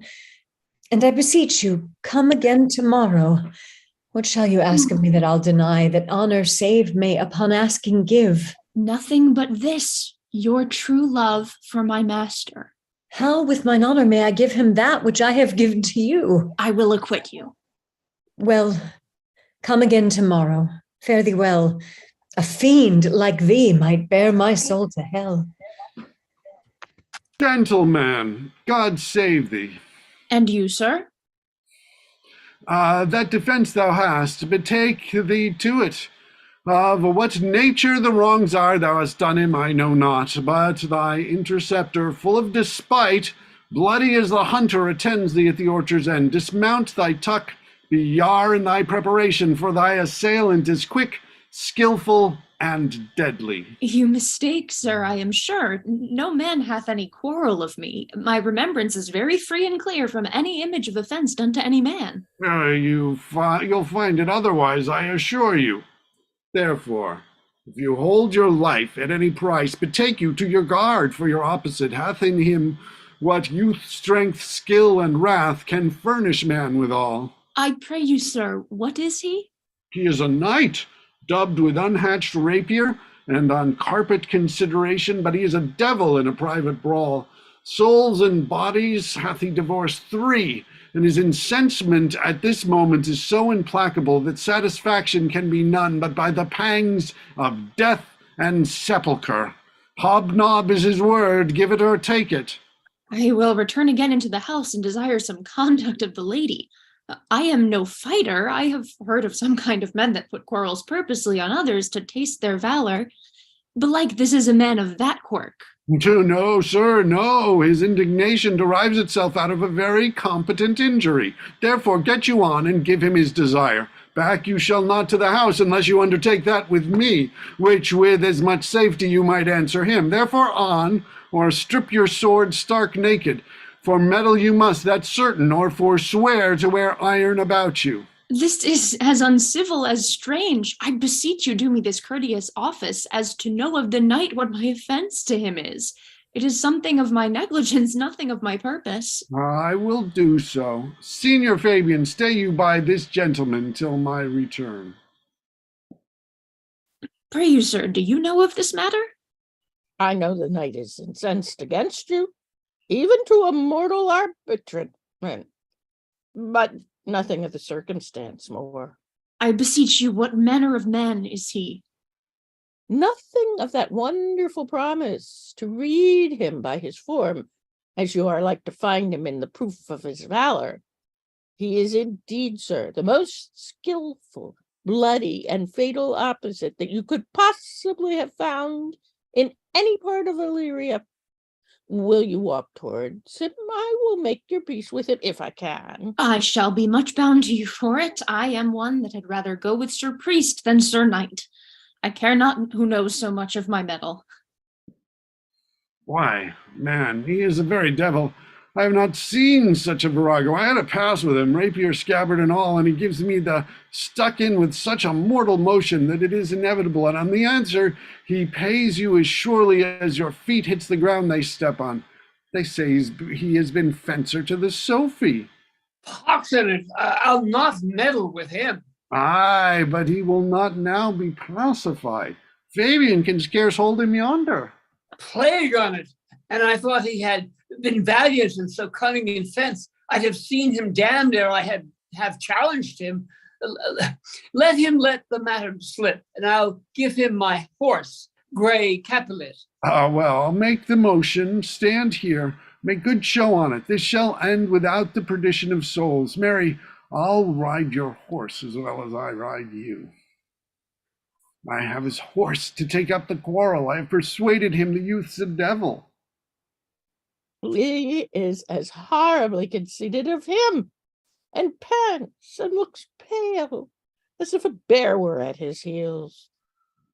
There's no remedy, sir. He will fight with you for his oath's sake. Marry, he hath better bethought him of his quarrel, and he finds that now scarce to be worth talking of. Therefore draw for the supportance of his vow. He protests he will not hurt you. Pray God defend me. A little thing would make me tell them how much I lack of a man. Give ground if you see him furious. Come, Sir Andrew. Sir Andrew, there's no remedy.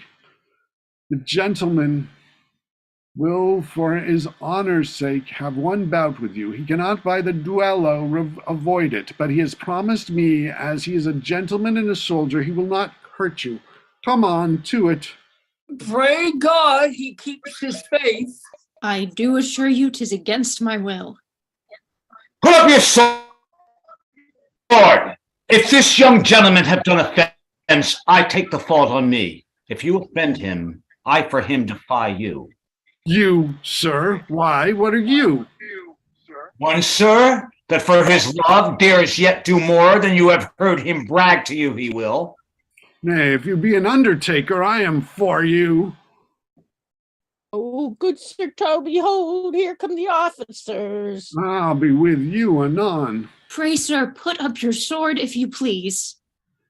Marry, will I, sir, and for that I promise you, I'll be as good as my word. He will bear you easily and reigns well. This is the man. To thy office. Antonio, I arrest thee at the suit of Count Orsino. You do mistake me, sir. No, sir, no jot. I know your favor well, though now you have no sea cap on your head. Take him away. He knows I know him well. I must obey. This comes with seeking you. There's no remedy. I shall answer it.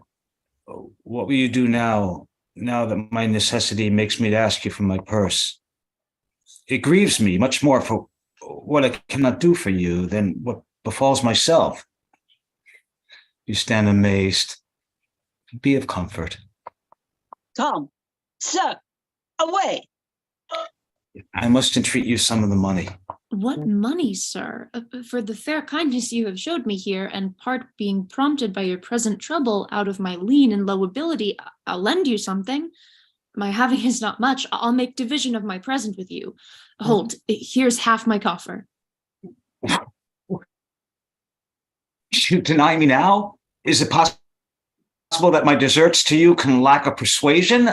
Do not tempt my misery, lest that it makes me so unsound a man as to upbraid you with those kindnesses that I've done for you.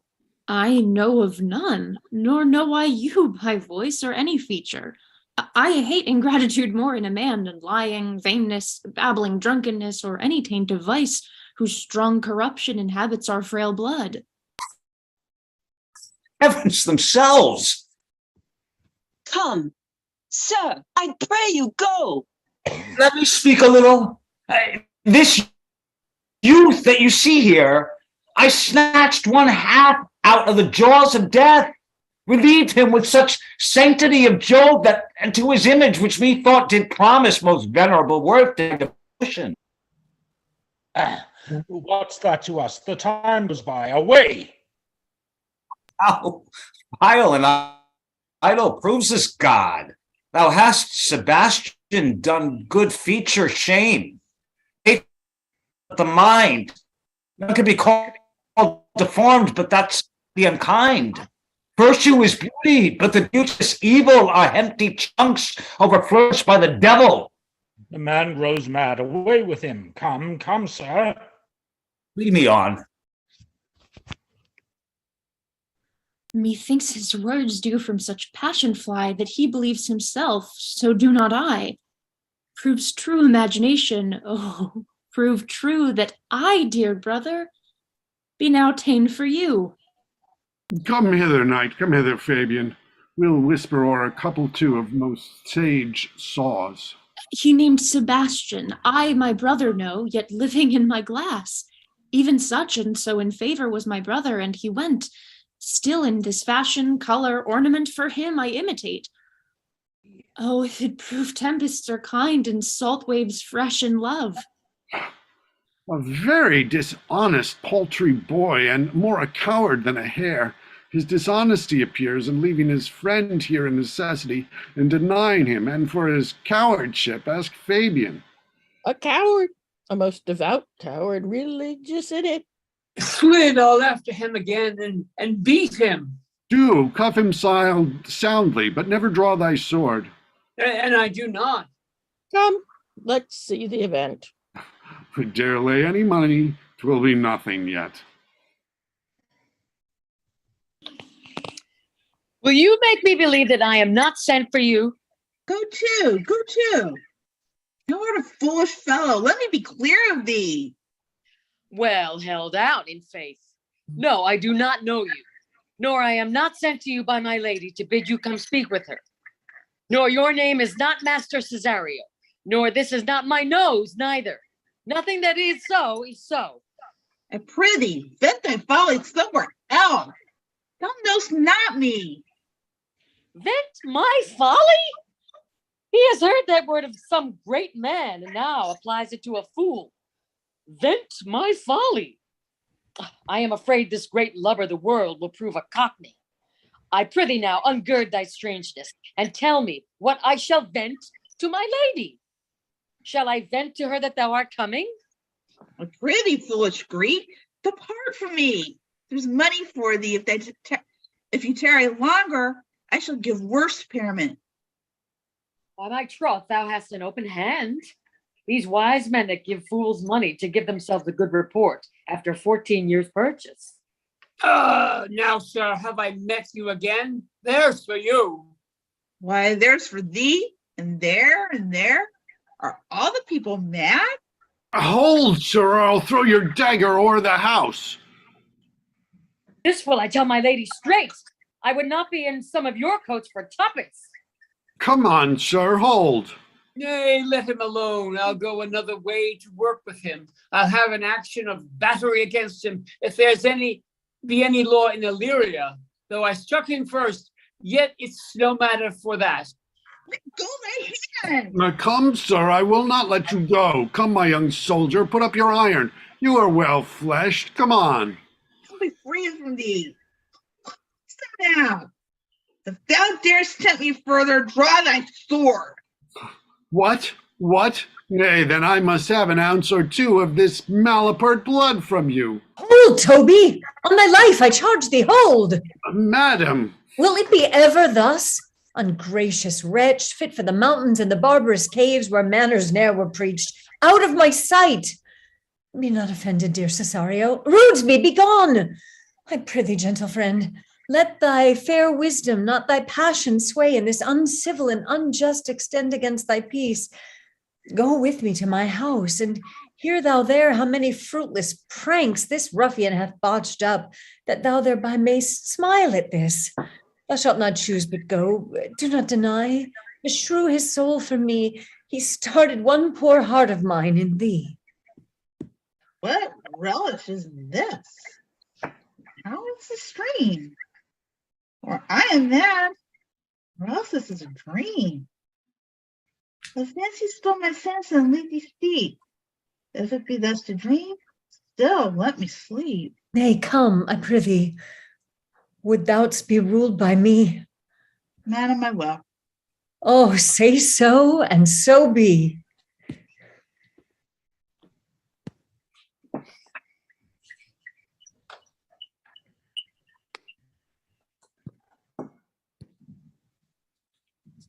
Oh, here, I'm sorry. Okay. Nay, I prithee, put on this gown and this beard. Make him believe thou art Sir Topus the curate. Do it quickly, I'll call Sir Toby the whilst. Well, I'll put it on, and I will dissemble myself in it, and I would I were the first that ever dissembled in such a gown. I am not tall enough to become the function well, nor lean enough to be thought a good student. But to be said an honest man and a good housekeeper goes as fairly as to say a careful man and a great scholar. The competitors enter.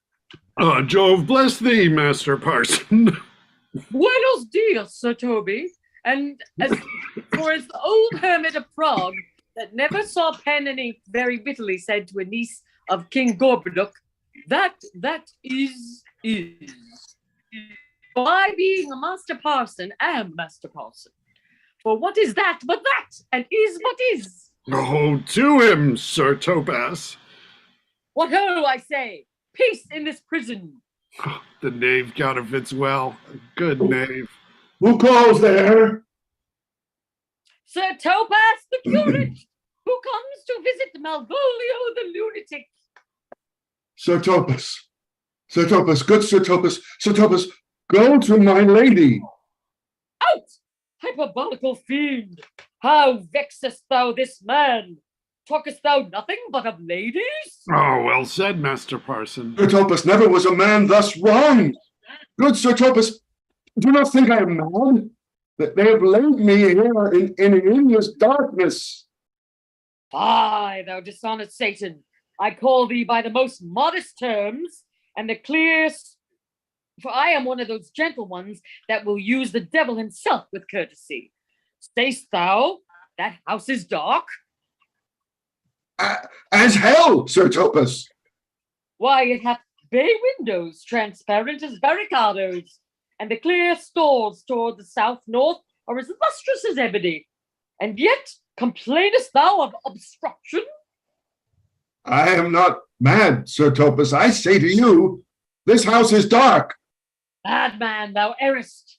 I say there is no darkness but ignorance, in which thou art more puzzled than the Egyptians in their fog.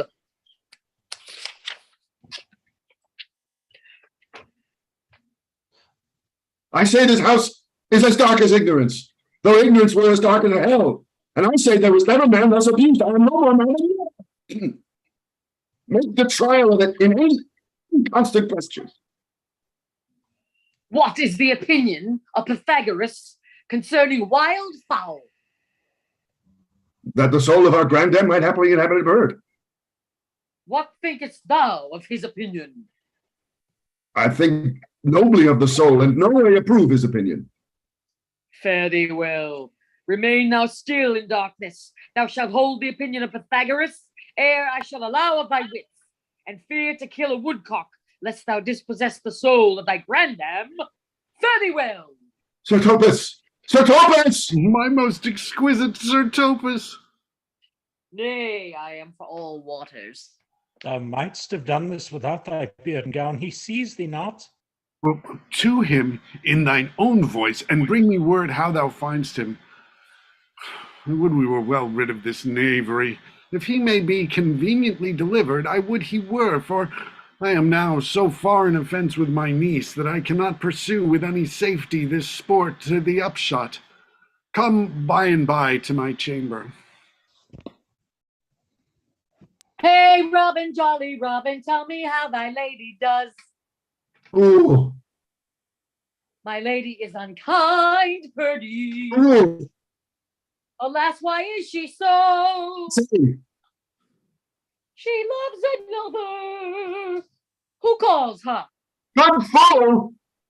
As ever thou wilt desert while at my hand, help me to a candle, a pen, ink, and paper. As I am a gentleman, I will live to be thankful to thee for it. Master Malvolio? Aye, good fool!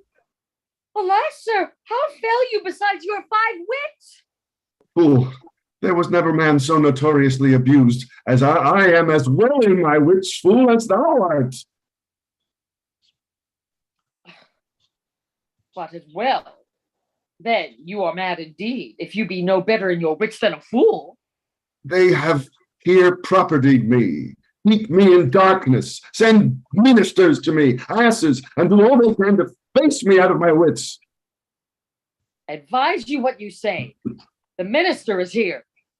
Malvolio, Malvolio, thy wits the heavens restore.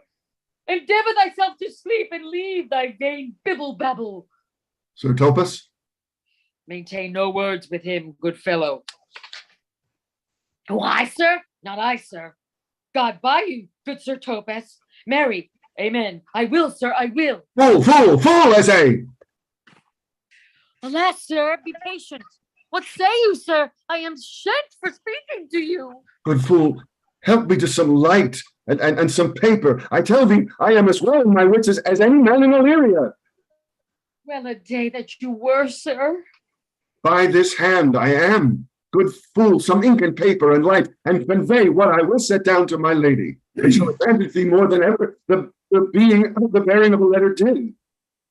I will help you to it, but tell me true. Are you not mad indeed, or do you but counterfeit? Believe me, I am not. I tell thee true. Nay, I'll ne'er believe a madman till I see his brains. I will fetch you light and paper and ink. Fool, I requite it to the highest degree. I prithee be gone. I am gone, sir, and anon, sir, I will be with you again. In a trice, like to the old vice, your need to sustain. Who with dagger of lath, in his rage and his wrath, cries, ah, ha, ha, ha, to the devil like a mad lad. Pare thy nails, lad, adieu, good man devil.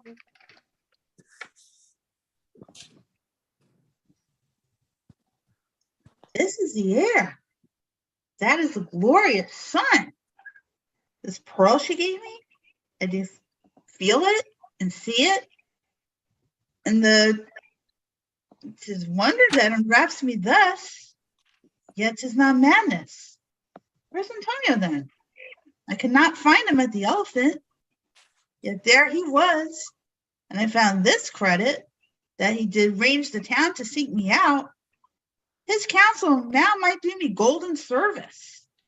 For though my soul disputes well with my sense, that this may be some error, but no madness. Yet does this accident and flood of fortune so far exceed all instance, all discourse, that I am ready to distrust mine eyes and wrangle with my reason that persuades me to any other trust. But that I am mad, or else the lady's mad.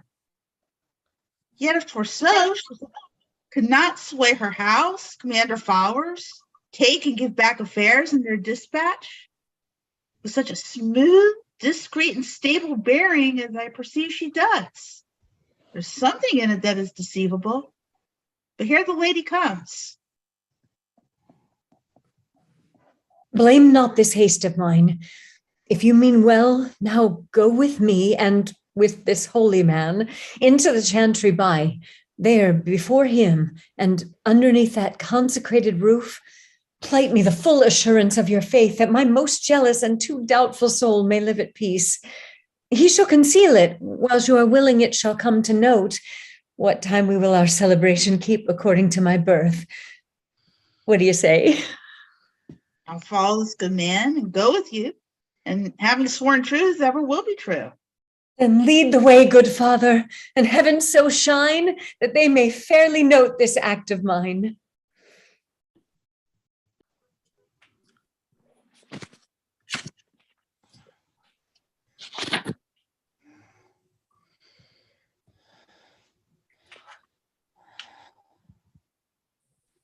Mariah, exit. Just go, Fabian. Now as thou lovest me, let me see his letter. Good Master Fabian, grant me another request. Anything? Do not desire to see this letter. This is to give a dog, and in recompense desire my dog again. Belong you to the Lady Olivia, friends? Aye, sir, we are some of her trappings. I know thee well. How dost thou, my good fellow? Truly, sir, the better for my foes and the worse for my friends. Just the contrary, the better for thy friends. No, sir, the worse. How can that be? Marry, sir, they praise me and make an ass of me. Now my foes tell me plainly I am an ass. So that my foes, sir, by my foes I profit in the knowledge of myself, and by my friends I am abused. So that conclusions to be as kisses, if your 4 negatives make your 2 affirmatives, why then the worse for my friends and the better for my foes. Why, this is excellent. By my troth, sir, no, though it please you to be one of my friends. Thou shalt not be the worse for me. There's gold. But that it would be double dealing, sir, you could make it another. Oh, you give me ill counsel. Put your grace in your pocket, sir, for this once, and let your flesh and blood obey it. Well, I will be so much a sinner to be a double dealer. There's another. Primo, secundo, tertio is a good play, and the old saying is the third pays for all. The triple, sir, is a good tripling measure, or the bells of St. Bennet, sir, may put you in mind. 1, 2, 3. You can fool no more money out of me at this throw. If you will let your lady know I am here to speak with her and bring her along with you, it may awake my bounty further. Marry, sir, lullaby to your bounty till I come again. I go, sir, but I would not have you to think that my desire of having is the sin of covetousness. But as you say, sir, let your bounty take a nap. I will awake it anon. Here comes the man, sir, that did rescue me.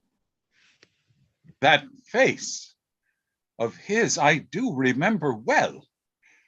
Yet when I saw it last, it was besmeared as black as Vulcan in the smoke of war. A bobbling vessel was he captain of, for shallow draught and bulk unprizable, with which such scatheful grapple did he make with the most noble bottom of our fleet, that very envy and the tongue of loose cried fame and honor on him. What's the matter? Orsino, this is that Antonio that took the Phoenix and hath brought from Canty, and this is he that did the tiger board when your young nephew Titus lost his leg. Here in the streets, desperate of shame and state, in private grabble did we apprehend him.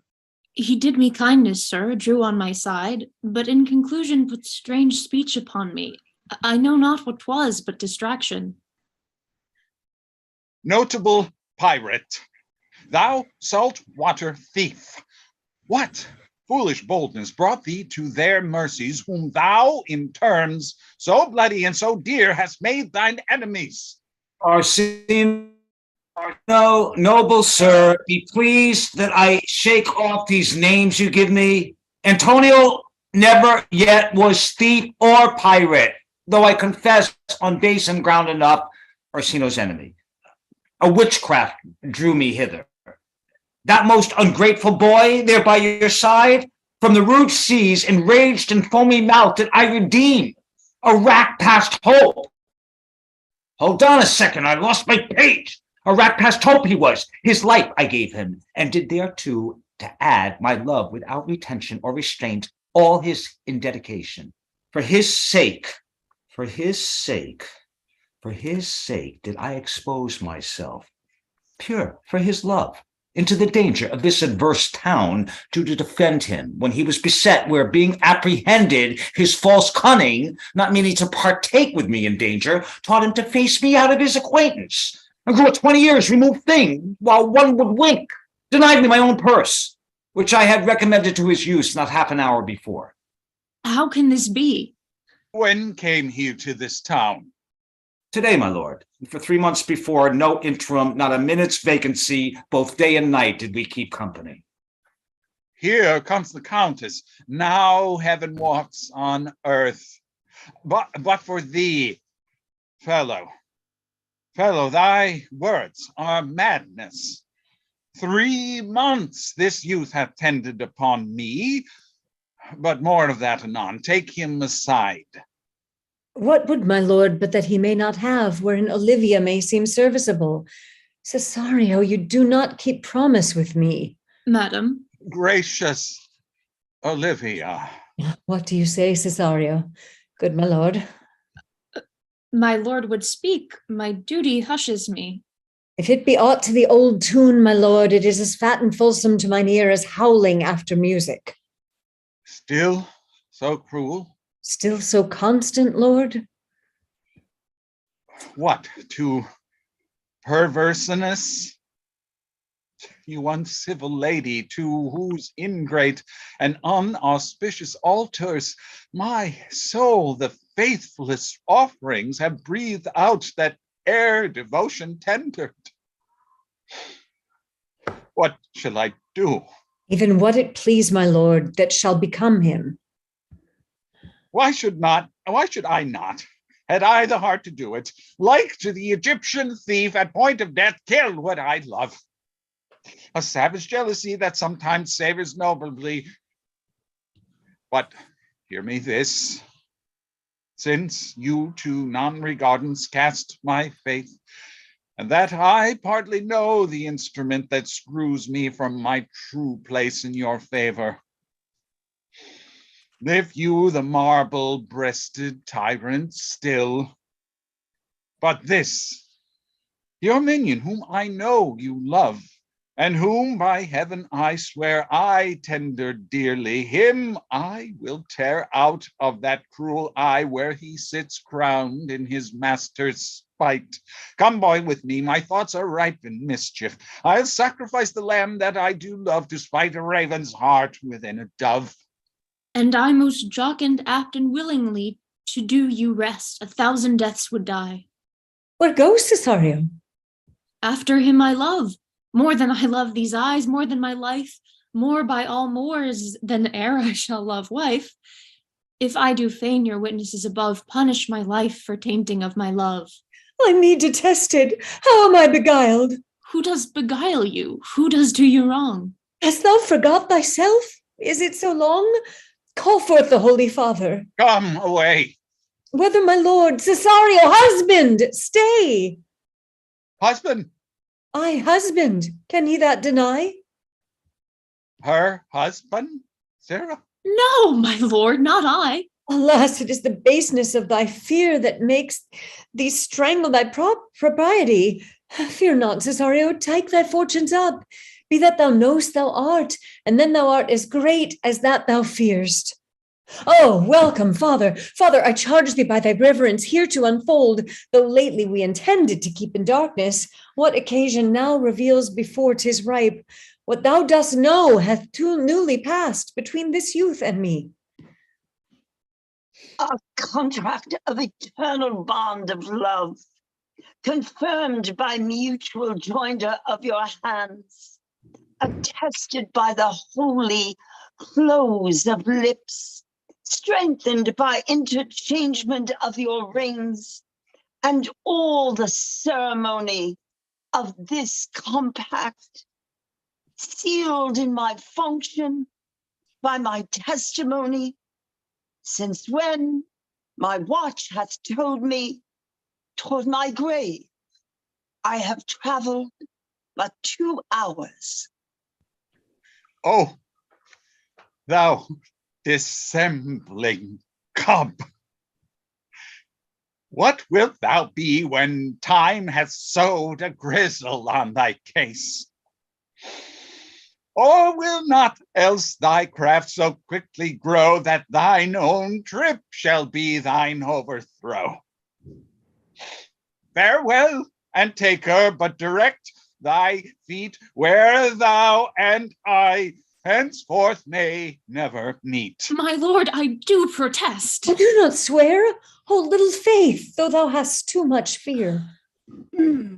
For the love of God, a surgeon, send one presently to Sir Toby. What's the matter? Oh, he's broke my head across and has given Sir Toby a bloody coxcomb too. For the love of God, your help. I had rather than 40 pound I were at home. Who has done this, Sir Andrew? The Count's gentleman, one Cesario. We took him for a coward, but he's a very devil incarnate. My gentleman, Cesario? Odds lifelongs. Here he is. You broke my head for nothing. And that I did. I was set onto it by Sir Toby. Why do you speak to me? I never hurt you. You drew your sword upon me without cause, but I bespake you fair and hurt you not. Oh, if a bloody coxcomb be a hurt, you have hurt me. I think you said nothing by a bloody coxcomb. Here comes Sir Toby, halting. You shall hear more. But if he had not been in drink, he would have tickled your other gates than he did. How now, gentlemen, how is't with you? That's all one. Has hurt me, and there's the end of it. Sot! Didst thou see Dick Surgeon, sot? Oh, he's drunk, Sir Toby, an hour agone. His eyes were set at 8 in the morning. Oh, he's a rogue and a passy measures pennon. Oh, I hate a drunken rogue. Away with him! Who hath made this havoc with them?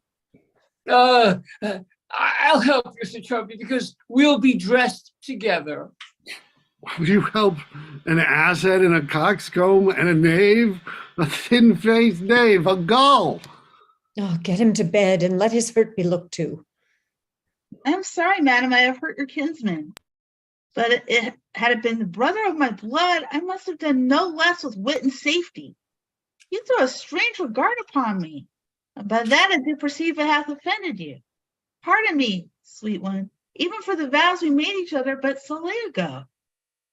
One face, one voice, one habit, and two persons. A natural perspective, that is, and is not. Antonio! Oh, my dear Antonio, how the hell hours racked and tortured me since I have lost thee? Sebastian, are you? Fairst thou that, Antonio? How have you made division of yourself? And apple cleft in two is not more twin than these two creatures. Which is Sebastian? Most wonderful. Do I stand there? I never had a brother. Nor can there be that deity in my nature of here and everywhere. I had a sister, whom the blind waves and surge have devoured. Of charity, what kin are you to me? What countryman? What name? What parentage? Of Messaline, Sebastian was my father, such as Sebastian was my brother too. So went he suited to his watery tomb. If spirits can assume both form and suit, you come to fright us. A spirit I am indeed, but am in that dimension grossly clad, which from the wound I did participate. Were you a woman, as the rest goes even, I should my tears fall upon your cheek and say, let's welcome drowned Viola. My father had a mole upon his brow. And so had mine. And died that day when Viola from her birth had numbered 13 years. Oh, that record is lively in my soul. He finished indeed his mortal act that day that made my sister 13 years. If nothing lets to make us happy both, but this my masculine usurped attire, do not embrace me till each circumstance of place, time, fortune do cohere and jump, that I am Viola, which to confirm I'll bring you to a captain in this town where lie my maiden weeds, by whose gentle help I was preserved to serve this noble count. All the occurrence of my fortune since hath been between this lady and this lord. So comes it, lady. You have been mistook. But nature to her bias drew in that. You would have been contracted to a maid. Nor are you therein, by my life, deceived, who are betrothed both to a maid and man. Be not amazed. Right noble is his blood. If this be so, as yet the glass seems true, I shall have share in this most happy wrack. Boy, thou hast said to me 1,000 times, thou never shouldst love a woman like to me. And all those sayings will I overswear, and all those swearings keep as true in soul as doth that orbed continent, the fire that severs day from night. Give me thy hand, and let me see thee in thy woman's weeds. The captain that did bring me first on shore hath my maid's garments. He upon some action is now in durance at Malvolio's suite, a gentleman and follower of my lady's. He shall enlarge him. Fetch Malvolio hither. Oh, and yet, alas, now I remember me. They say, poor gentleman, he's much distract. The most extracting frenzy of mine own from my remembrance clearly banished his. How does he, Sirrah? Truly, madam, he holds Beelzebub at the stave's end, as well as a man in his case may do. Here has written a letter to you. I should have given it you today morning, but as a madman's epistles are no gospels, so it skills not much when they are delivered. Open and read it. Look then to be well edified when the fool delivers the madman. By the Lord, madam, How now? Art thou mad? No, madam, I do but read madness. And your ladyship will have it be as it ought to be. You must allow vox. Prithee, read in thy right wits. So I do, Madonna, but to read his right wits is to read thus. Therefore perpend, my princess, and give ear. Read it you, Sarah. By the Lord, madam, you wrong me, and the world shall know it. Though you have put me into darkness and given your drunken cousin rule over me, yet have I the benefit of my senses as well as your ladyship. I have your own letter that induced me to the semblance I put on, with the which I doubt not, but to do myself much right or you much shame, think of me as you please. I leave my duty a little unthought of, and speak out of my injury. The madly used Malvolio. Did he write this? Aye, madam. This savors not much of distraction. See him delivered, Fabian. Bring him hither. My lord, so please you, these things further thought on, to think me as well a sister as a wife, one day shall crown the alliance on't, so please you, here at my house and at my proper cost. Madam, I am most apt to embrace your offer.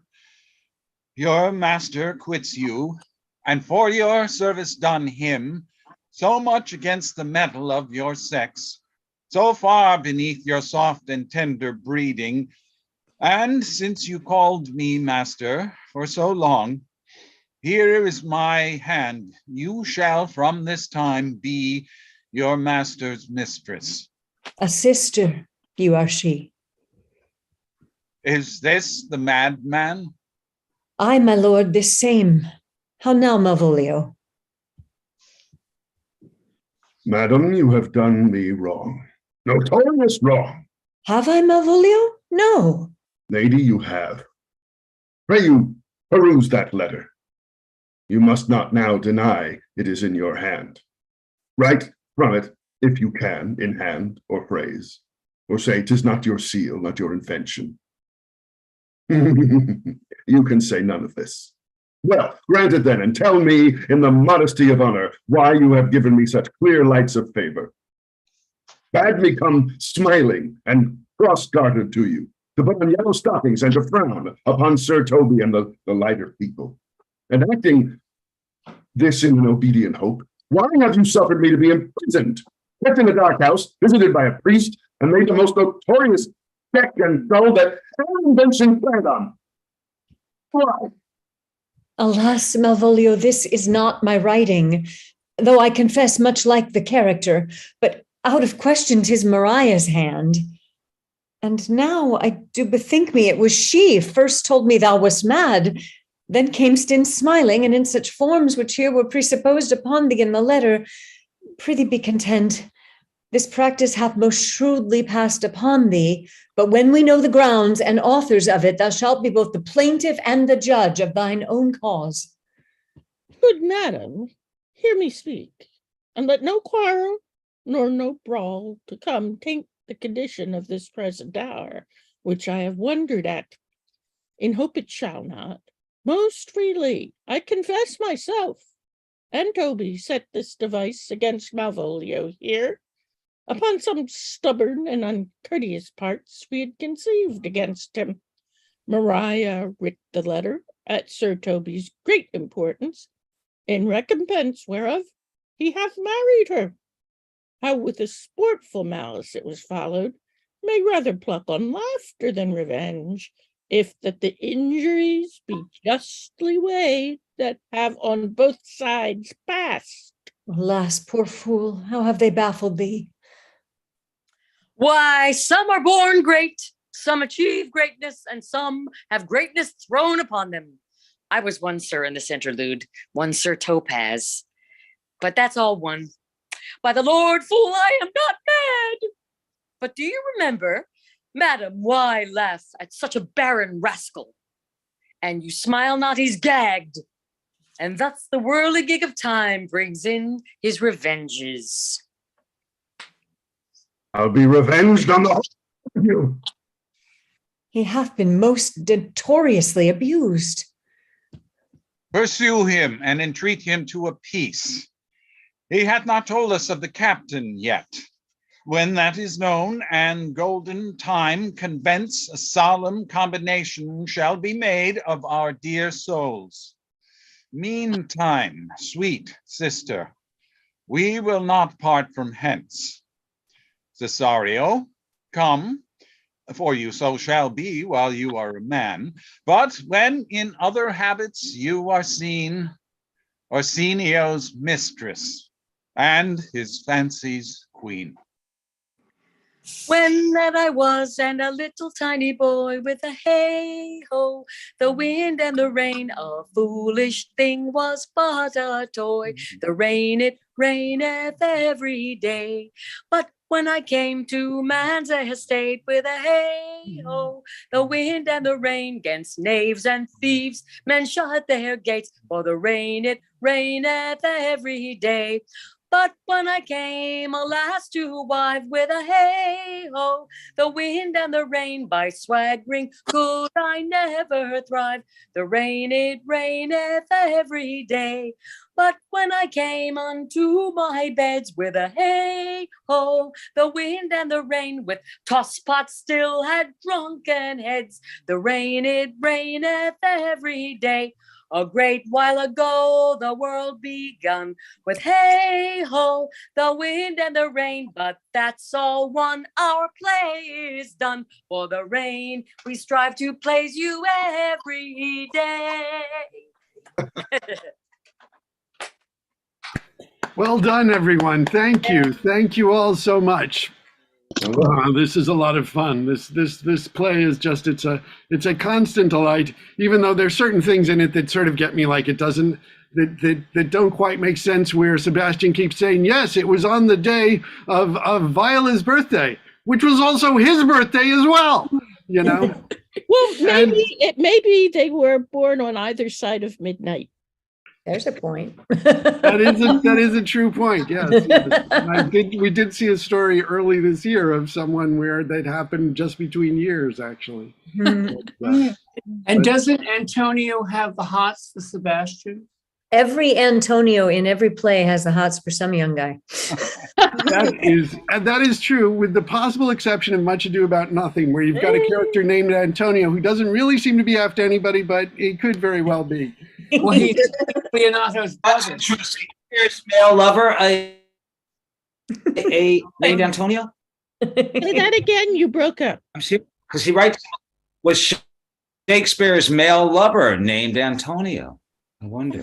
Well, one might think so, because I do think actually also, I mean, very clearly in Merchant of Venice, you know, I mean, and also I think even in Tempest, the Antonio, I mean, his that wonderful scene with Sebastian is really a seduction, you know. Yep. And so yeah, and of course this play is wonderful in that regard, and got Olivia's great line, which Thea made the most of. Oh, most wonderful, you know, and you got two of them. You know?